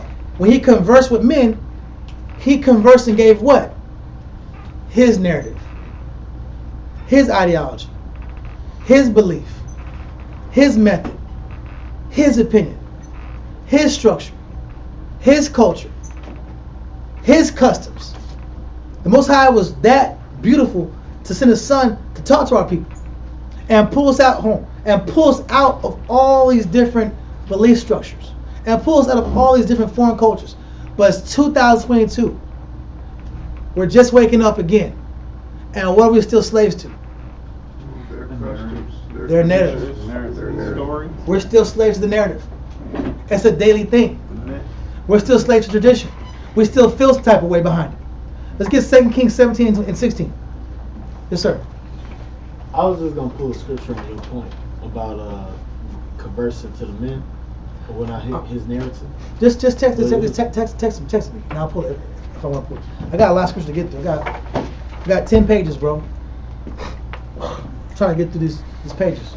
I'm not saying it's a bad scripture, but can you just text it to me, bro? The what? And if it hits, I'll pull it. 2 Kings 17 and 16. Let's get it. 2 Kings chapter 17 and verse 16. And they left all the commandments of the Lord their power, and made them molten images, even 2 calves, and made a grove, and worshipped all the host of heaven, and served Baal. We serve Baal, bro. When you look up Baal, when you go into a lot of Bible encyclopedias, you look at Baal, it also says sun images. So a lot of the sun images were associated with Baal. So our people are still worshiping what? The sun. Simple. What were the Aztecs and Mayans worshiping? The sun. What were we worshiping in Egypt? Ra, which is the sun god. Yeah, the sun god, Ra. Yeah. Our people don't change, bro. Our people don't get past stupidity. And then some of the pictures of white Jesus, there's a sun symbol behind him. Sun image is behind white Jesus. Still subliminally serving and worshiping the sun. Celebrate or go to church on what? On Sunday. So, low key, we're still worshiping the sun. If you're into Christianity. Because it's on Sunday. And the picture has the sun behind his head. Wow. We're still worshiping the sun. We're simpletons, huh? We're still slaves to a narrative. We won't stop. We won't stop, bro. And then when you look at Christianity, which is the sun god, you look at Islam, which is what? The moon god. Stars. The moon symbol. Moon and stars. There's brothers in jail. There's brothers out of jail worshiping Islam. There's brothers in church right now. Doing what? T.D. Jakes and Creflo Dollar and mega churches and small churches too. Worshiping sun worship on Sunday. Our people are still worshiping the moon and the sun. And it's 2022. That's slavery on a different level. That's where the word Sunday come from? Yeah, Sunday. Saturday is Saturn Day. Friday is Frigga Day. Thursday is Thor's Day. Wednesday is Woden's Day. Tuesday I forgot. I forgot what Tuesday is. Tuesday is Thor. I believe Thor's. No, Tuesday is. That's Thursday. No, Yeah. Tuesday is. Monday is Monday. Yeah, Monday is Moon Day. Yeah. Sunday is Sunday. The sun. That's crazy. Now Tuesday I forgot. I think it's a wedding. No. Wednesday is Wednesday, which is a wedding day. But Tuesday is. I forgot the guy. I forgot it. But the whole point, everybody hates Tuesdays, man. Right? Tuesdays suck. It's like Mars. Right? But the It's in Mars. maybe I don't remember. I gotta read again, bro. I gotta read again. But the point is, we're still worshiping the host of heaven. The moon, Monday, the sun, Sunday, and Saturn Day. Saturn, the planet Saturn. What they call the black planet. Which is a whole other level. I'm going to go into that topic. But the whole point is, we're still worshiping the stars on a low level. We're still going to church worshiping white Jesus with a sun symbol behind him. And guess what? The sun symbols are Baal. So really, who are you worshiping? Baal. Who's Lord? Quote unquote. Our people won't let the idols go. We won't let the narratives go. We won't let the philosophies go. But guess what? As this place keeps collapsing, you're going to have to believe the Most High. Or you're going to have to die this place. You're going to have to die with the sensuals. You're going to die with the drivers, the people that are transporters, the sensual guys. You have to die with the politicians. You have to die with the liars. You have to die with the atheists. You have to die with people that they're faithfully and Sunday worshiping at the tambourine, but they want to eat pork all day. They want to eat mice and pork. I'm sorry, not mice. That's wrong. Dormice. If they want to eat pork, you get Chinese food. You might get some mice if you get some Chinese food. Just not knowingly, right? But you're still following the world on a subliminal level and on a strong level, because all these characters in the movies are still, the characters in movies are just ancient mythologies put with modern day characters. It's the repetition of these stories. And sometimes they put the Bible in there too, because the Bible affects people. They know the psychology of how to affect the mind and the formula to pull people in. All the heroes are usually Christ-like figures. You see Kendrick Lamar, he got what? He got a cross in his, he got a Crown of Thorns. He got a crown of thorns. He's using that Christ energy. Right. Yeah, right. Tupac Shakur like this, like he died for us. Tupac didn't die for us. He was beefing too hard. Right. Going talking crazy. Script tell you about people that talk crazy like that, they get killed. You talk like you embarrass people's wives and kids. And I slept with your wife. You get killed like that. Make it sound like that, you gonna get capped. These young rappers dying for less. They just died for streets. Let alone sleep with somebody's wife. Right. Try to normalize that. But the Tupac, he's in the video on the cross. Right. Push that Christ energy. You don't sit there manipulating the scriptures, they're manipulating narratives to pull in your spirit because they know what you're connected to. They know you're supposed to be a servant of Christ. But they know how to manipulate it because you're asleep to your book. You're asleep to your wisdom. You're asleep to your God. You're sleeping on your own God. You're sleeping on your own salvation. You're a slave to narrative. That's why the houses don't be working. Marriage can't work because we're partners. There's no alpha and there's no beta. There's two alphas in the house. Well, there's two betas in the house. I don't know what to do. What do you want to do? What do you want to do? I don't know. What do you want to do? Come on. There's no order there. So there's chaos. It's not structured like the scriptures. So read verse 16 again. 2 Kings chapter 17 and verse 16. Uh-huh. And they left all the commandments of the Lord their power. We left the Most High structure. We left the wisdom of the Bible. Read. And made them molten images. And we made some artists. We got inspired by artists. They want to push a spiritual principle in the form of a figure. Read. Even 2 calves. 2 calves. Represents prosperity. Read. And made a grove. And made a grove. You know what the groves were? The groves were places where they had all kind of plants. What plants were at these groves? What were they growing? Opium, hashish, mushrooms. All the plants get you high. So they're doing. Yeah, that's what the grove was. What they're doing. The word academia is connected to the word grove. Huh? So you get all this information and light and information and knowledge. You're getting academic, and you're in the what? Groves. Doing what? Experimenting. Doing what? Finding yourself. I had experience. I had lots of experiences. Mind expanding. I expanded my mind. Open doors. I was young. Open doors. That was when I was a kid. Open up spiritual doors. I'm a Greek. I'm an Alpha. I'm a Kappa. I'm a Beta. Okay. Black Greeks. You're Black Greeks. You're still following narratives, bro. It's in every facet of the culture of this world. We're still locked in, and by locking into them, it means you're rejecting the Most High. Full well you reject me for your traditions. Full well you reject Christ, Mark 7:9, to keep the traditions of men. Let God be true. Let the Most High be true. But let every man be a what? Liar. All men are liars, bro. If it's not the scriptures, if it's not the book, if it's not his way, it's a lie. It's a narrative. It's a fable. And it's going to make you sick. In the end, you're going to be sick because it's not benefiting them. Keep reading.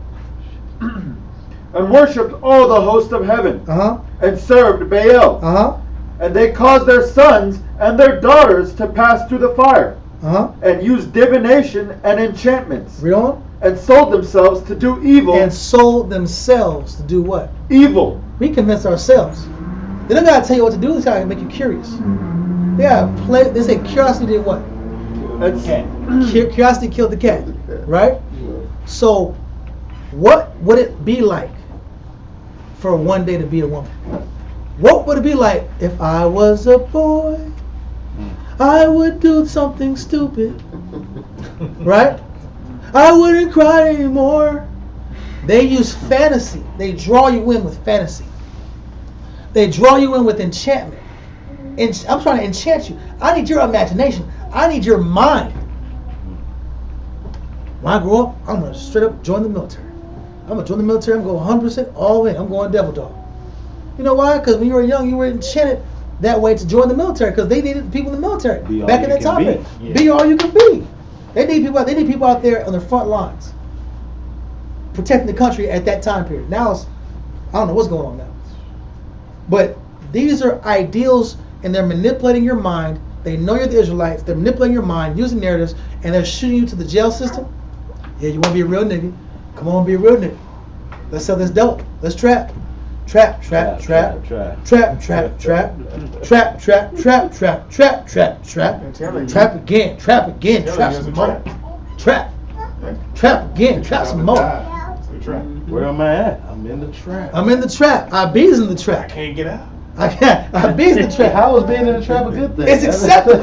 That's listen. We go on a date. I'm gonna meet you. We'll go to a date in the trap. I took her back to the trap. See what I'm about. Yeah. Listen, that culture, that low level culture, it's got the prison system full of our young men. Right. And guess what? They become sensual because they're following the same gods. They're locked in to this society, and they have principles. You cannot have conjugal visits. Those have been done away a long time ago. Got done away with. So men got broken. Men breaking that society. That's the culture of that place. Don't you see that you're being drawn into every direction, whether you're a Greek, whether you're on the street level, whether you're middle class, whether you're an artist, everything's drawing you into a sector, and then it's implanting cultural customs that make you an idol worshiper, that absorb you into a narrative. We don't see this. That's why when you show the Bible to somebody, I'm not feeling that.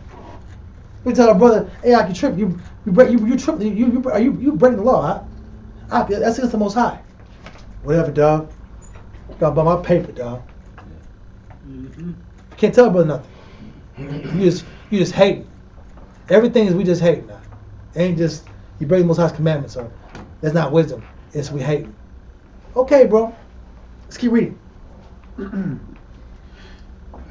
And they caused their sons and their daughters to pass through the fire. We end up influencing our children because they watched us grow up.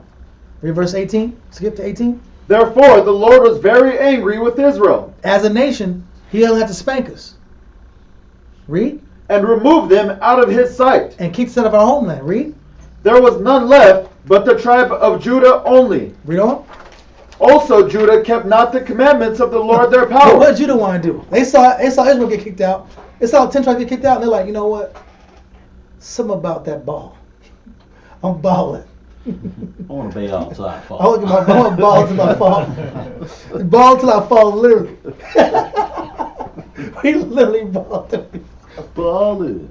We literally balled. We literally worship now ball. I understand the song. We literally balled till we fall in 70 AD. We just couldn't just be. We watched something. We watched somebody fall off a cliff. They all say, if somebody fall off a cliff, would you jump off a cliff? The answer is yes. The answer is yes. That's the real answer. Let's not lie. It's like, so you smoke some crack?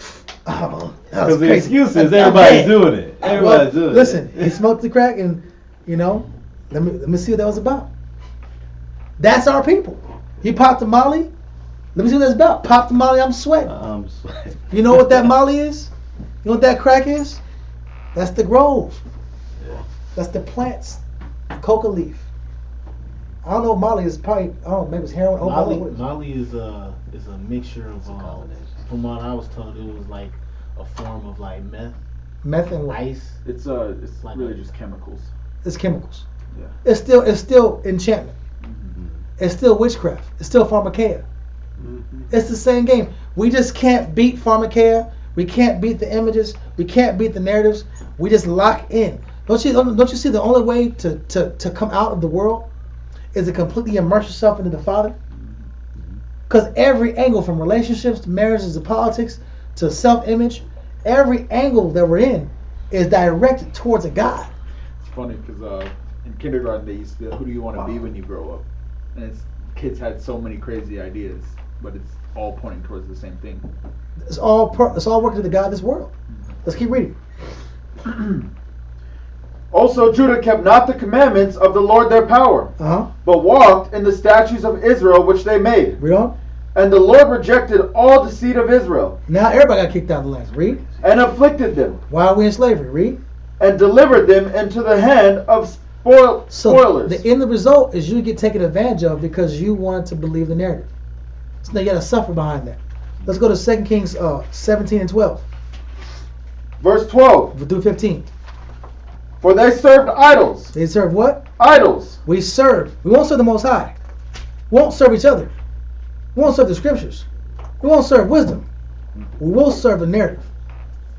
We will follow an image. We will follow a trend. Read. Whereof the Lord had said unto them, Ye shall not do this thing. Yet the Lord testified against Israel and against Judah by all the prophets and by all the seers, saying, Turn ye from your evil ways, and keep my commandments and my statutes. Follow my testimonies. Follow my angles. Follow my principles. Read on. According to all the law which I commanded your fathers, and which I sent to you by my servants, the prophets. So Christ came down himself and gave us the narrative. He sent prophets to give us the true narrative, the true story, the true understanding. Read. Notwithstanding, they would not hear, but hardened their necks, like to the necks of their fathers, that did not believe in the Lord their power. Stop right there. So why don't I really believe the Bible? Why don't I really believe in counsel? Why don't I really believe the scriptures? Because our fathers were. Our fathers, yes, because we're competing with the narrative. The Bible's competing with narratives in your head now. Because you have your own narratives too. You have narratives that are cookie cutter narratives for the world, cookie cutter storylines for the world. You could be this, you could be an astronaut, you could be this guy, you could be that guy. And then you have your own stories, your own custom-made idols, and your own custom-made beliefs and opinions, your own custom-made concepts that you've gotten from this city, that friend, that homie, that coach, that movie, that TV show. Now we're trying to collect our own little ideals. Make our own. Now we're our own God, a little Roman God, a little Egyptian God, a little Netflix God. So it's almost necessary for these nations to do this to us. Yeah. It's almost necessary because it says Jeremiah 1:8, a double-minded man is unstable in all his ways. But that's a double-minded man. When you're talking about a position where you're bombarded with just multiple different mind states, directions, ideas, fables. So you're beyond double mind. You got so much stuff just bombarding you. How can you walk straight? How can you make a conscious right decision and do the right things in life? How can you cling to the Most High when you have so many options? I'm drunk. I'm influenced. I'm under the influence. Man. I smoke weed because it's natural. Because it's natural. I'm still under the influence. We're still highly influenced people. That's why because it's not to be sober-minded, right? But that sober-minded is not entertaining all of these ideologies, all of these fables, all of these narratives. We got to be sober-minded. That's beyond just what you're smoking or ingesting. Oh, yeah. You know what I'm saying, from these groves. You know, no, he's talking about even a mind frame. Our mind frame has to be sober. We can't be consumed and drunk with all these ideas and ideologies, man. We have to be uninterrupted. We're interrupted as a people, bro. But your child 13, 14, 15, they're programmed. Your influence might not be on them. Your mind might not be in them. Because they're getting absorbed because they're pushing it that hard. Read on. And they rejected his statutes and his covenant that he made with their fathers. Read on. And his testimonies which he testified against them. A testimony is also a story. A testimony is a sequence of events. I might have it here, I might not. If you can get it real quick, get the testimony real quick. He gave us the true understanding. I got it right here. Testimony. Proof or a demonstration of some fact. So it's proof of a fact. It's not a narrative. There's narrative, and then there's proof of a fact. It says legal testimony, witness to attest. All right? So keep reading. And they followed vanity. They followed what? Vanity. You know why you follow vanity? Because you got a strong connection, a strong emotional attachment to the narratives you were taught, to the storylines you were given. Read on. And became vain. And became what? Vain. We lost ourselves. That's how we don't know who we are anymore. Men don't know how to be men. Women don't know how to be women. We don't know how to be responsible leaders anymore. We don't know how to serve our brother.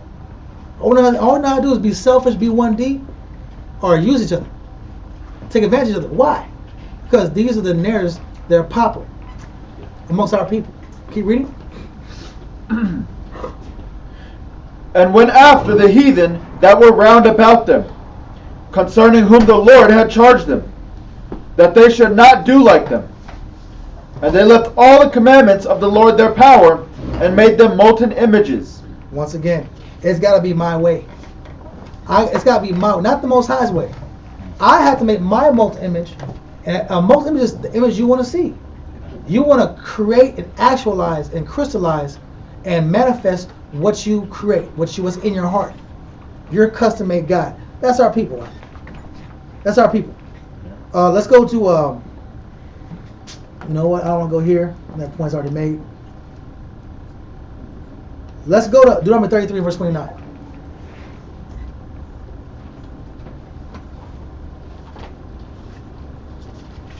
It's crazy.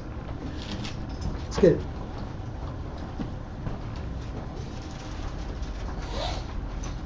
Deuteronomy chapter 33, verse 29. Matter of fact, read 2 Kings 17 and 7, verse 10. Read it fast. I'm sorry, bro. I'm sorry. hold that scripture. Read right here. Read it fast. 2 Kings chapter 17 and verse 10. Verse 7 through 10. Verse 7. For so it was that the children of Israel had sinned against the Lord their power, which had brought them up out of the land of Egypt, from under Egypt the hand is of... What is Egypt? Bondage. So all those different storylines, all those different narratives, all the different ideals is what kept us in bondage. Read on. From under the hand of Pharaoh, king of Egypt, and had feared other powers, and walked in the statutes of other heathens, of the heathens, whom the Lord cast out from before the children of Israel. The Most High showed you He's real, and you still want to follow what's popular, what everybody's doing. Read. And of the kings of Israel, which they had made.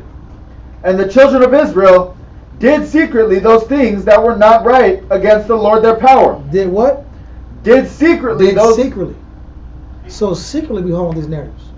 Some of us are bold and do it, and we're bold with it. And some of us do it on a secret level. Now go to Deuteronomy 33, verse 29. Deuteronomy chapter 33, verse 29. Happy art thou, O Israel, who is like unto thee, O people saved by the Lord, the shield of thy help, and who is the sword of thy excellency. And thine enemies shall be found liars unto thee. In the end, our enemies, people that downtrodden us, hate us, use us, abuse us, exploit us, they're going to be found liars, bro. These narratives are going to be found to be lies. No, a man cannot have a baby. There's no such thing as birthing people. That's the new one. Birthing people.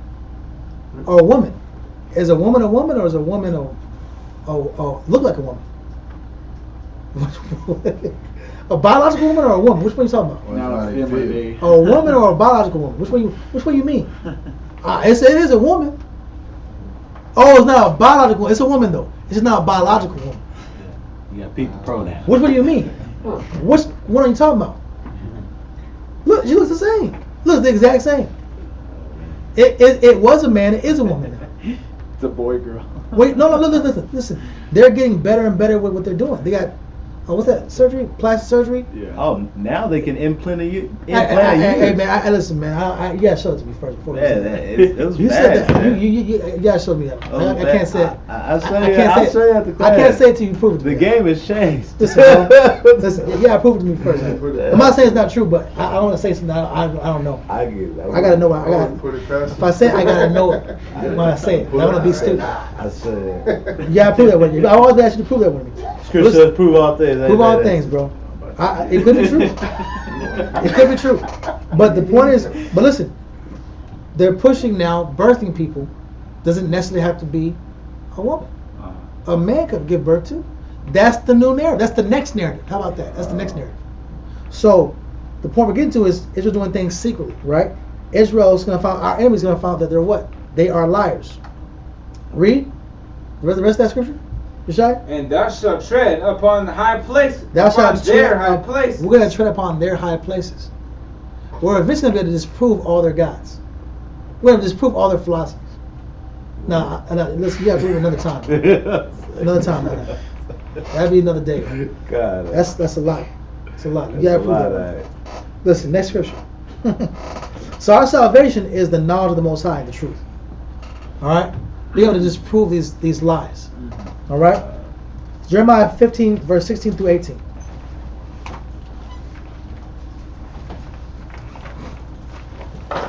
Jeremiah chapter 15, verse 16. Thy words were found, and I did eat them.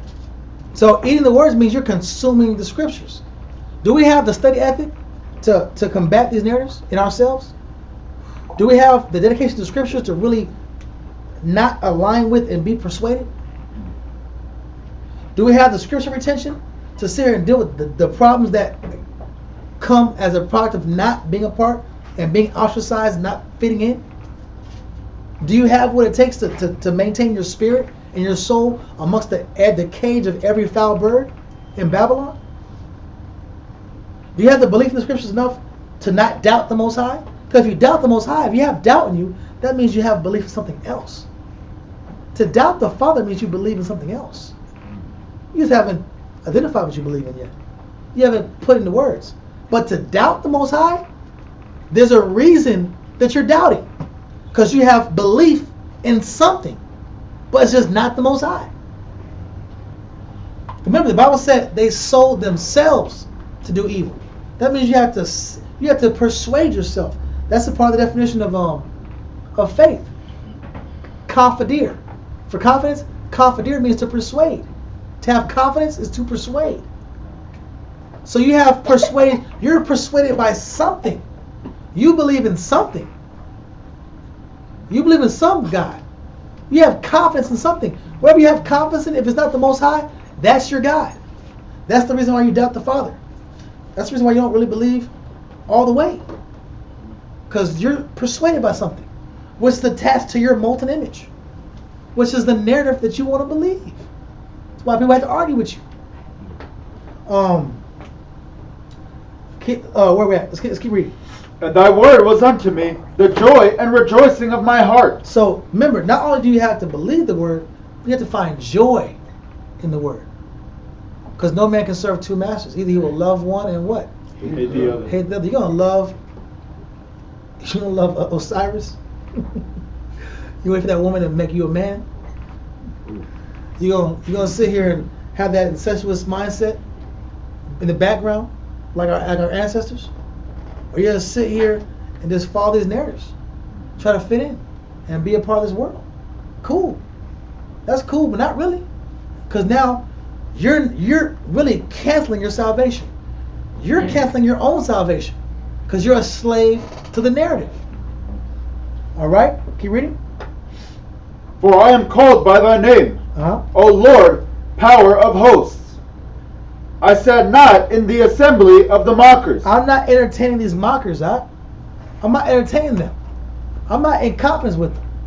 I'm not in conference with them. I'm not getting along with them. I'm not connected to them.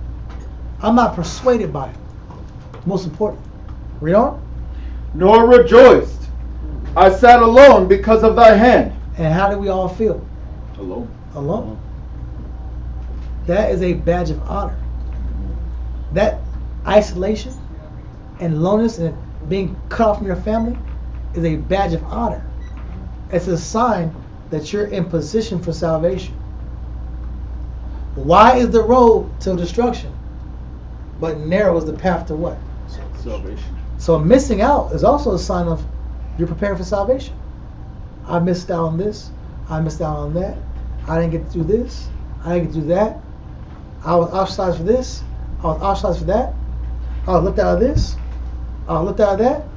I was forgotten about this. I was forgotten about that. I was rejected of this. I was rejected of that. That's a badge of honor. That's a good sign. That's why it's so important for us to gather ourselves together. Oh, nation not desired. Because there ain't going to be, you need to be around like-minded people to keep you strong. But we don't get along with like-minded people. How about that? We don't get, that's the problem. You're a black sheep. You're isolated from the world because you believe the Bible. And then you get around other Bible believers and don't get along with them. They don't get along. That's how stupid we are. Right? Black sheep fighting other black sheep. Because of the narratives that we had. Because you got deeper narratives. Narratives you left one layer of narrative. You left the Egyptian narrative. Okay. It's too peaceful. Ain't nothing going on. Listen, bro. Listen, because you still want something. I still want to bang. I still gotta have a set. So I'm gonna create a set with. I'm still in the routine. I'm still in the routine of the world. All right. But keep reading. Let's finish it up. Keep reading. For thou hast filled me with indignation. Uh huh. Why is my pain perpetual, and my wound incurable, which refuseth to be healed. You know, that pain don't, it's not that pain don't go away. Some of us lose women behind this information. You fell in love with a worldly woman, huh? That's a hard pill to swallow, huh? You just had that hope that she was gonna wake up with a spirit on her. She's gonna wake up and the spirit gonna be on her. Now some sisters, she had that worldly man. And it didn't work out because he wanted to smoke his trees and be him. Yeah. He wanted to do him. I'm not trying to do this Bible thing. That's what you believe. I didn't sign up for that. And we all quote the scripture. Well, the man's, he's purified by the righteous woman, or Oh yeah. We always say that. Exactly. So if they so be pleased to dwell with him. Yeah. I'll go ahead and hold on to this. Yeah, but we're hoping that they just might turn the corner, right? Read on. Wilt thou be altogether unto me as a liar, and as waters that fail? Listen, these lies, that scripture right there, that point, is showing liars or false narratives do what? Fail. 0% birth rate, fail. Hormones going crazy, fail. You're a partner, you're not a wife, you're a partner, fail. Happy wife, happy life, fail. You don't want to read the Bible because you got more exciting things to do, fail. I don't know if this counsel is right or wrong. I don't know if I should do this. I'm not sure. I got a lot of doubt in me because I have confidence in other things, fail. I'm on my paper chase. Most High, I'll get to him when I get to him, fail. Jeremiah 50 verse 35. Jeremiah 50 verse 35.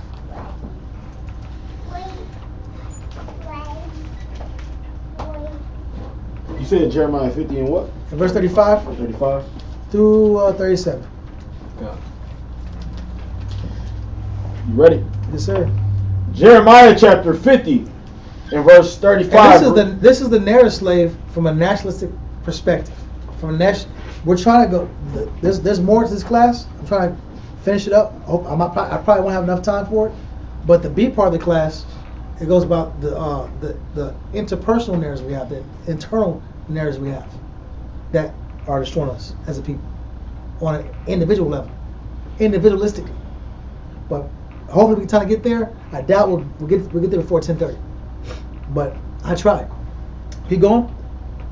Jeremiah chapter 50 and verse 35 reads, A sword is upon the Chaldeans. We're going to find out why a sword's upon the Chaldeans. Read on.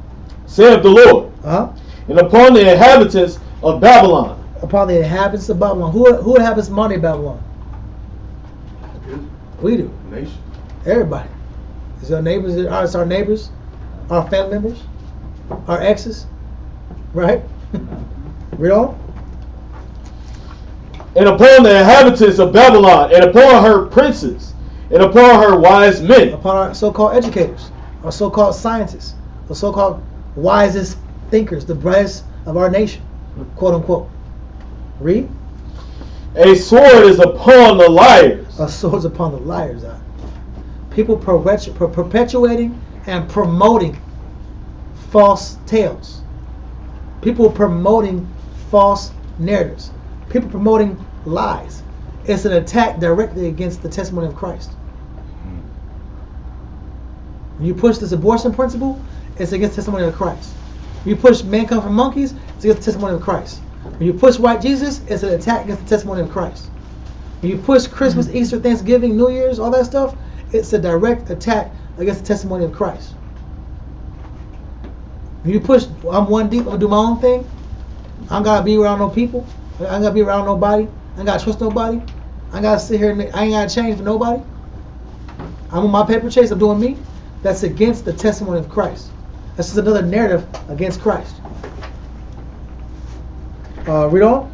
A sword is upon the liars. Read on. And they shall dote. And they shall dote. Read on.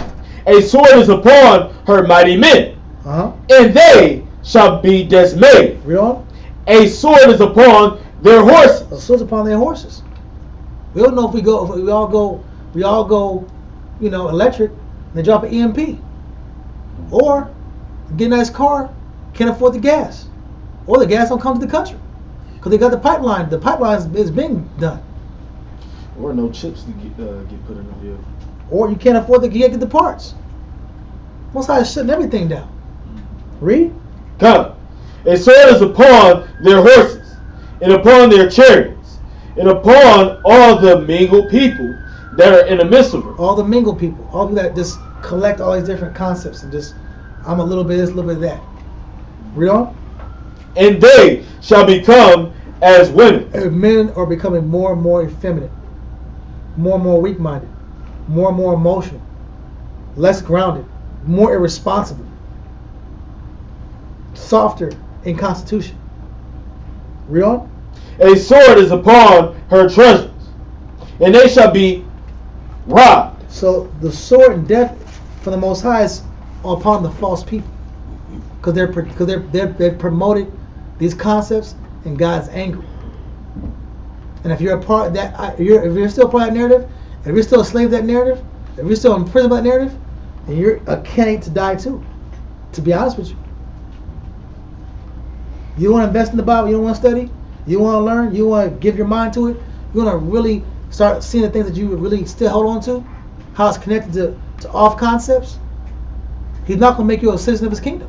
And that's going to be on you. Can't blame nobody else. Isaiah 44 verse 24 to 26.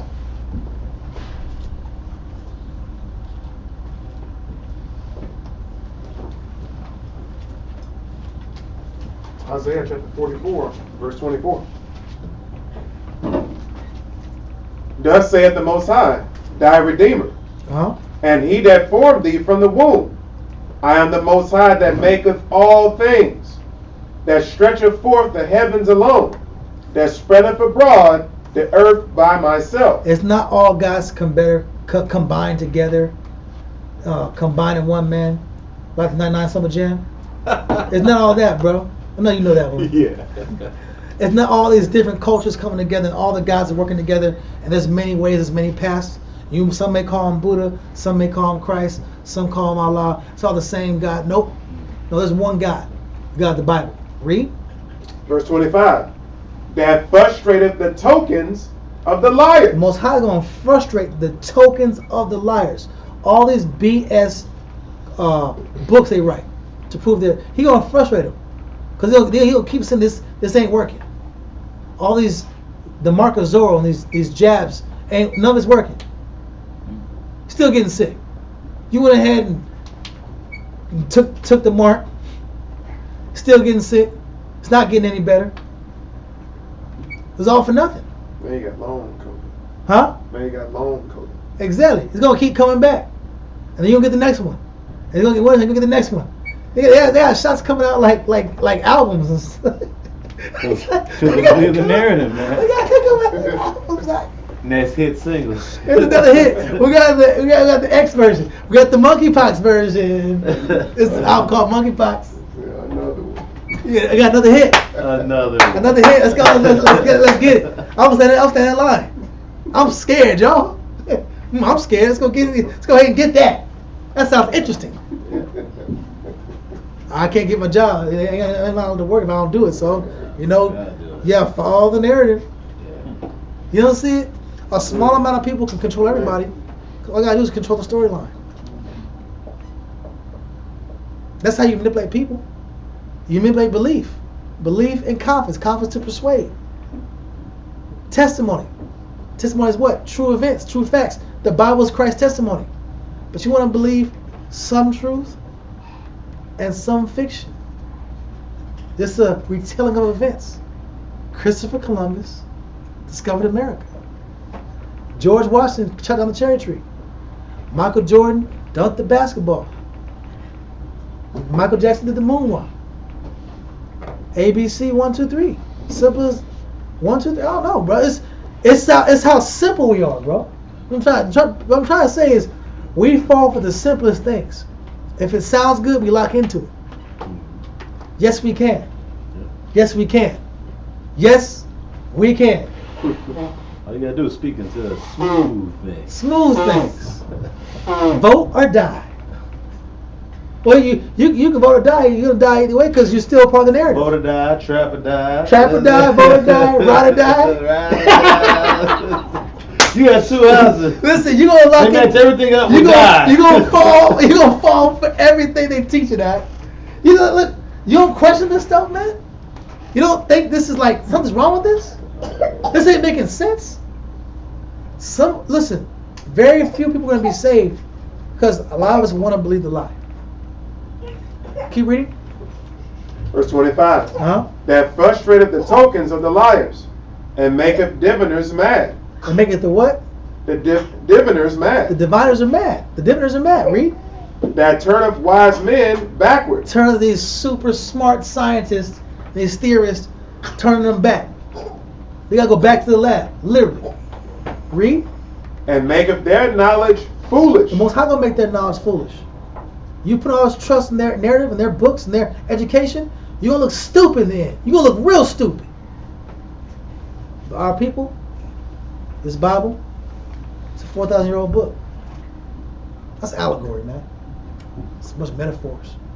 It's Shakespeare wrote it. You know, the white man wrote the Bible. All right, these are things we want to play with. So now let's go to Romans 3 and 4. And then from there, Titus 1 and 10. Romans chapter 3 and verse 4. Most High forbid. Yeah, let the Most High be true, but every man a liar. Listen, bro, y'all see why every man's a liar now? Because even if they try to do good, they still bought something. They still fell for something. They still a sucker for something. Read. As it is written. Key point. As it is written. It's got to be that. As it is written. It's got to be confirmed in the book. Read. That thou mightest be justified in thy sayings. As it is written, that thou mightest be justified in thy sayings. I'm justified because this book is true. I'm going to trust the book over this TV show. I'm going to trust the book over this narrative. I'm going to trust the book over this anime. I'm going to trust the book over my authority figures. I'm going to trust the book over political ideologies that are coming out, identity politics. Let's go to get Titus 1 and 10. Titus chapter 1, verse 10. So that's on the external level, right? That's the external world, right? You got it? Titus chapter 1 and verse 10 reads, For there are many unruly and vain talkers. There's lots of unruly, rowdy, difficult to deal with, and vain talkers, right? Read. And deceivers. People want to hear themselves talk, and people want to deceive. Because they're pushing their story. What they got, what they want to do. Because they thought it got to be true. It came from my mind, so it's got to be true. Read. Especially they of the circumcision. Especially they that know the truth. Now we'll go another level. Because there's brothers that believe the truth and want to mix the truth with what? Falsehood. If you want to speak history-wise, you have the Pharisees, you have the prophets, zealots. Zealots were your militants, like your Black Panthers. Prophets was from the biblical tradition, right? Which is our tradition, right? Law, statutes, commandments, and prophecy. Pharisees were what? They were about the law, statutes, commandments, but they added the oral law. They added a oral law, which was not in the Bible. So they were adding scriptures. They were adding concepts that weren't in the book, which was from their oral law. When you research that. Then you have what? The Sadducees. The Sadducees was a branch of our nation, or a sect of our nation that taught the scriptures and believed the scriptures. They also believed in Arabic philosophy. They want to incorporate Arabic philosophy and Greek philosophy and mix it in with Hebrew philosophy, quote unquote. Yes, sir. They didn't believe in the resurrection either. They didn't believe in the resurrection because in I think Arab culture at the time, once you die, you die. There's no coming back. So I believe in this, but you don't come. There's no resurrection because this Arab philosophy says that once you die, there's no soul. So they've mixed the philosophies of the nations with the scriptures because they like both sides. They're mingled people. They're watered down. So you have the demographic of our nation that is the prophetic demographic, laws, commandments, servants of Christ, prophecy. Then you have the political dynamic of our people, which is the Pharisees. They want to be politically relevant. They want to be religiously relevant, and they want to do it for the Roman society. They want a place in Rome. They want status in Rome, and they also want to incorporate their oral tradition with the scriptures. Then you have the zealots, which are, ride or die. We're going to sit here, we're going to run around with cloaks, pull out our sword or our dagger, and when the Roman politicians and the princes would walk, or when the power figures would walk amongst the people, we wear robes, pull out the dagger, stab them up real quick, dagger back, and blend the crowd. That's some Assassin's Creed stuff. Yeah, that was the tradition. That was the tradition of the zealots.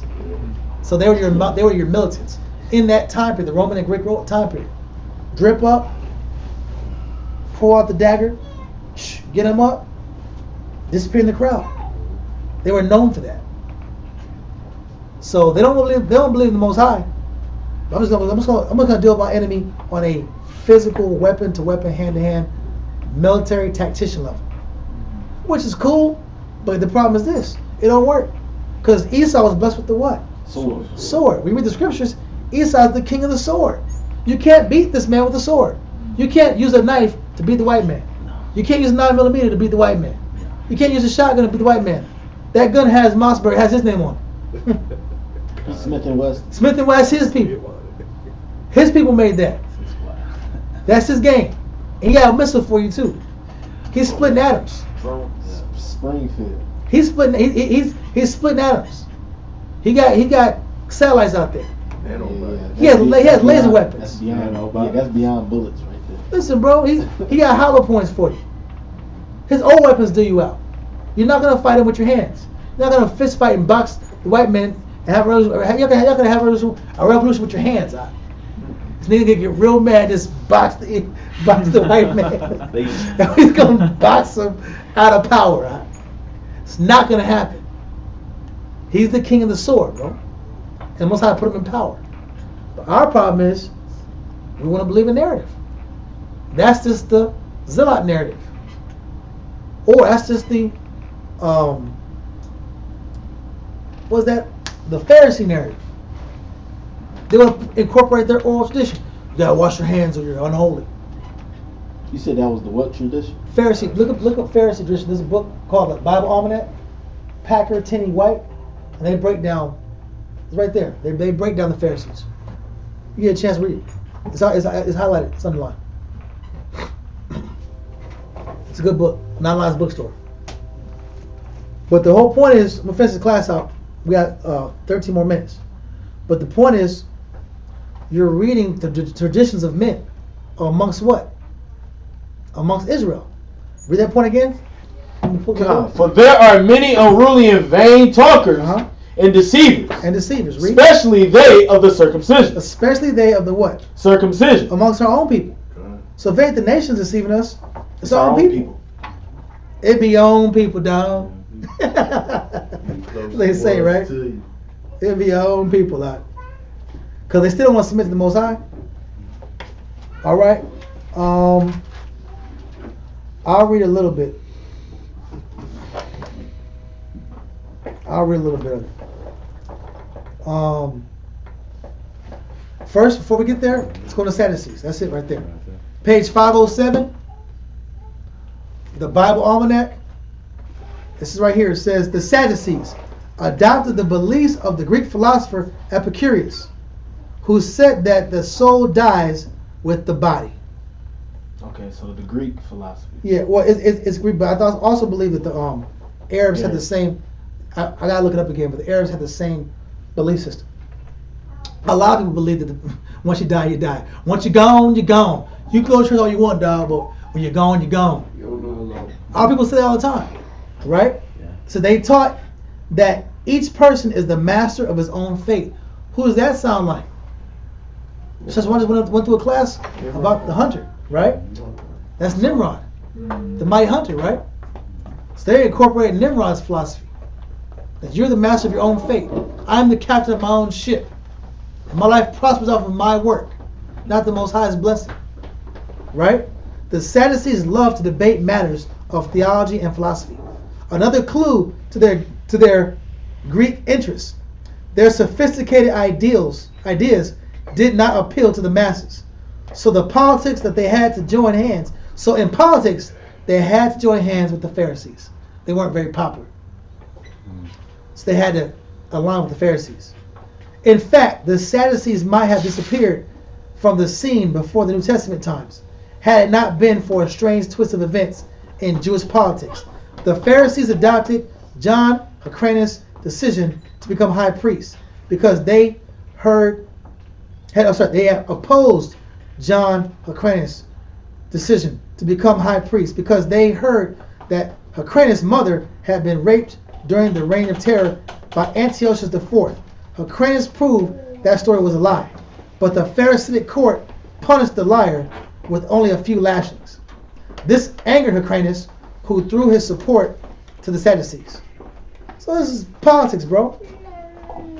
This is politics amongst our people. That's a chess move right there. Yeah. Then you have, what else you have? Oh, okay. Right here. The Sadducees rejected the oral tradition of the rabbis.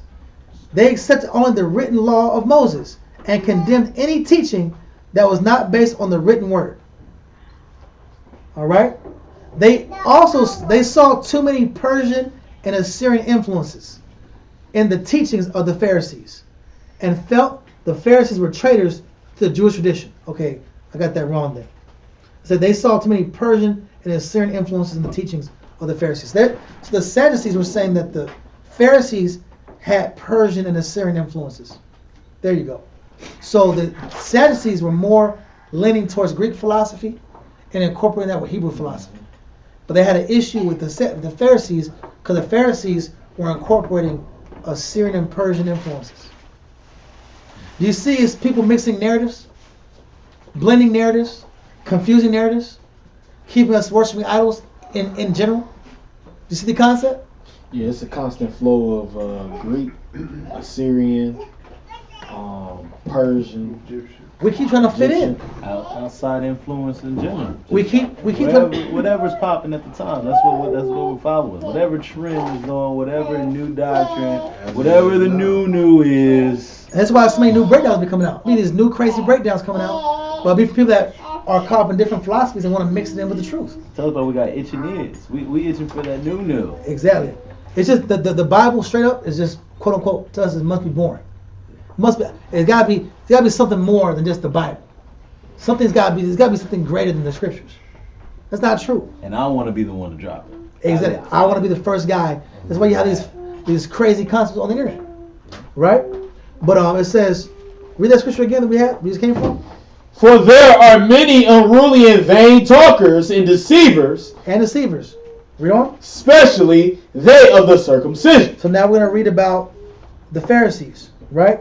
The Hasmoneans. Simon's descendants were known as the house of Hasmon, or Hasmoneans. Simon's third son, John Hyrcanus, named himself king and high priest in 135 BC. Thus he began a new Jewish dynasty that would last until the Romans invaded Palestine. Antiochus IV died in a campaign against the Romans in 528 BC. This gave the Jews a free hand to govern themselves in Palestine. They revived the sacrificial system established by the law of Moses. That was a good thing. Hoping to bring a new golden age to Israel. But the Torah, written law, was not directly the standard for the new Jewish state. Let's read it again. But the Torah, written law, was not directly the standard for the new Jewish state. Instead, the people followed oral tradition received from rabbis who had taught their ancestors during the exile over 600 years. Jews of the diaspora had developed many different interpretations of the law. So they just taught narratives and stuff like that, stories that they've been taught from their forefathers. I'm sorry. We got mixed in. We got kicked out of our land. We mixed in with different races, different cultures, different philosophies. That's what the class is about. We mixed in with these different cultures, and we took their narratives, and we turned their narratives into the oral law, and then brought the oral law back to Israel. So that's why Christ was going so hard. He was going hard at the Pharisees, because the Pharisees weren't pushing the law, they were pushing oral tradition. And guess what? The oral tradition was a blend of the narratives when we got disestablished. Okay, after the exile of Babylon. Exactly. And Syria. There you go. That's why the Sadducees are saying there's too much Assyrian philosophy in the concept of the Pharisees. That makes sense because after the fall of Babylon and the Assyrian, where did we go after that? It was the Greek. And the Assyrians. The Greek and Roman Empire. Yeah. Babylonians, Assyrians, Greeks, and Romans. Yeah. But in that now America. But you see the idea on a political level, on a historical level, and the class we have today. It's the same concept. Every generation is a slave to the narrative. We won't be pure to the Most High Christ in the book. We won't be pure to the book. And it keeps us in a position of slavery. It keeps us in a subservient condition. And it keeps us in a position of confusion. Where we destroy our own houses. And then be Israelites that be incorporate these philosophies and bring them into the truth. Because they won't let them go. God put so many years in as a Muslim. I put so many years in going to school learning Greek philosophy. And I put so many years over here, and so many years over there. But you have to detach from those narratives and just lock into the book. I was a street nigga for so long, so I got to mix that with the truth. Street knowledge and the wisdom of the Bible. No, they don't mix. We have to be pure to the book and the example of Christ.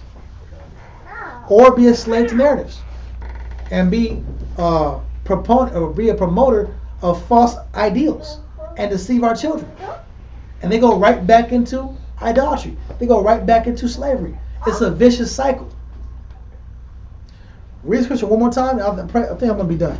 For there are many unruly and vain talkers and deceivers, especially they of the circumcision. All right, read one more scripture. Titus 1 and 12. Titus chapter 1, verse 12. Read. You want verse 11 or live? 12. One of themselves, even a prophet of their own, said, the Cretans are always liars, evil beasts. Always liars, bro. Evil beasts. What's that talking about? A beast is an extremely impulsive person. That's about them. A me person, a taker. Right? Self-preservation, right? And guess what? Liars. What's the connection? I believe things that go with my impulses. My belief systems are based off of what flesh I tap into. The flesh that I like to tap into is the philosophy I choose.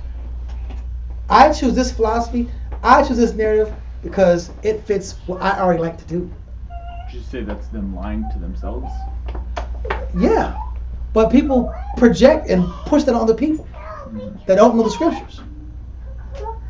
And it creates a cycle of stupidity and falsehood and lies and confusion. And then you look up, you're an ostrich, you're an outcast. You're isolated.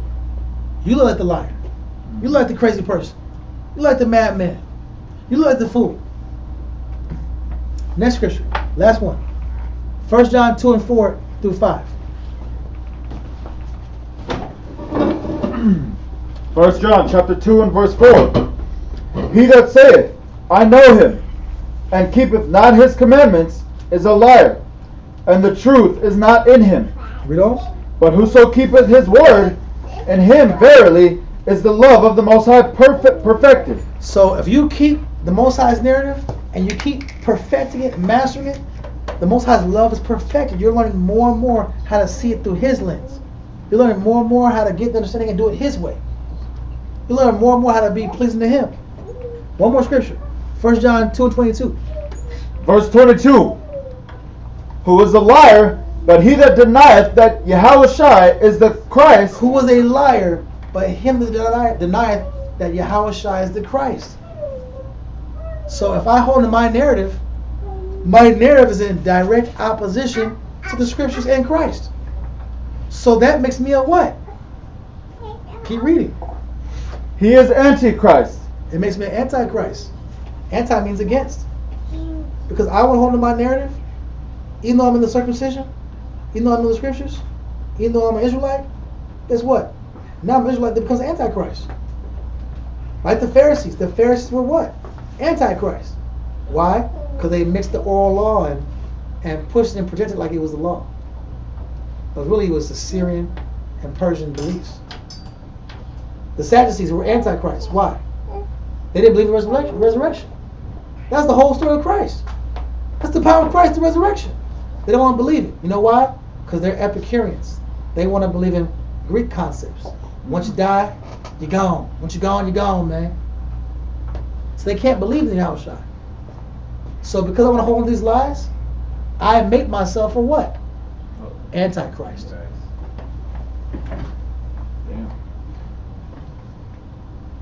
Read on. That denieth the Father and the Son. That's pretty clear, right? Yes, sir. We deny Christ by contradicting the Most High with our excuses and fables like the nations. 1 John 5 and 10. I'm almost done. 1 John chapter 5 and verse 10. He that believeth on the Son of the Most High hath the witness of him in himself. So he that believes in Christ has the witness in himself. The word testimony also means to witness. So you either believe the testimony and you're a witness of Christ, like Israel was. Ye are my witnesses, O Israel. Or you're a fabler. You're fictitious. You're a proponent of the narrative. You're for a mixture of true and false events to explain a concept. You're a part of that mythology. You don't even know it. You're a part of the Greek, Roman, and Egyptian mythology. You're still that guy. You're still that guy looking for his phallus. Once she gives me my phallus back, I'll be a man. Or you're that guy that sitting here looking at his phallus skirt, having an inordinate lust, having an inordinate relationship with the mother. Or I'm that guy that sits here and I want to have a sister wife. Now I'm in a sister wife. I'm talking about my sister's my wife, or a brother husband. All these concepts are when you accept these people's narratives, you accept their manners, and then you end up becoming defiled. Slave to the narrative. So, Titus 1 and 14, and then I should be done from there. Titus 1 and 14, and then we're out for real. Titus 1 and 14. Not giving heed to Jewish fables and commandments of men. So we went from commandments and fables and narratives of what? Men. The nations. Traditions of men. Full well you reject Christ to keep your tradition. To now, Jewish fables. Because I'm not pure to the book. I'm not listening to the book. I don't study.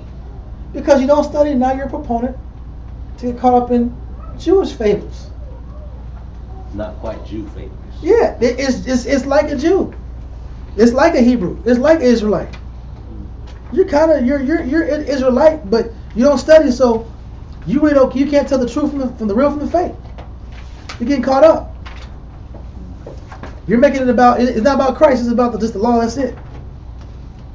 Fable, falsehood, fictitious narrative, lie or pretense. It's a false pretense, meaning a fake reason. I'm gonna be holy, and I'm gonna keep the laws, but I'm not gonna follow Christ. That's false pretense. Why are you working so hard to keep the law if you're gonna follow the one the law was made for? And what gave the law? Who gave Moses the law? The Most High. Who is his son, Christ? We can't get the Father but by Christ. We can't get to the Most High but through Christ. I gotta serve the mind of Christ and serve the concept of Christ and keep the law. I gotta do both. But guess what? When you're amongst Israel, Israel wants to pick and choose what they want to believe. They don't have a strong philosophy and breakdown about why they reject this and reject that. You look up, you're found fables in the truth. You're not in the world no more, but you're still following Jewish fables. Read that point again. Verse 14. Verse 14? Yeah, just read it. Not giving heed to Jewish fables. Not giving heed to Jewish fables because you study. Because you study to read and you know the difference. I got my basics together. Read. And commandments of men. And commandments of men. That turn from the truth. That turn from the what? From the truth. That turn from the truth. Make it about them. Now it's about worshiping a man. You look up, you find the Comforter. He's not very comfortable right now. but you follow them because you don't study. So we're done for today. Done for today. There's actually more to the class. We have another angle in this class, but that's for the nationalistic side, the external angle of narrative slave. Israel's a nation. All right. The water for coming through. Thank you very much. Shalom. Shalom.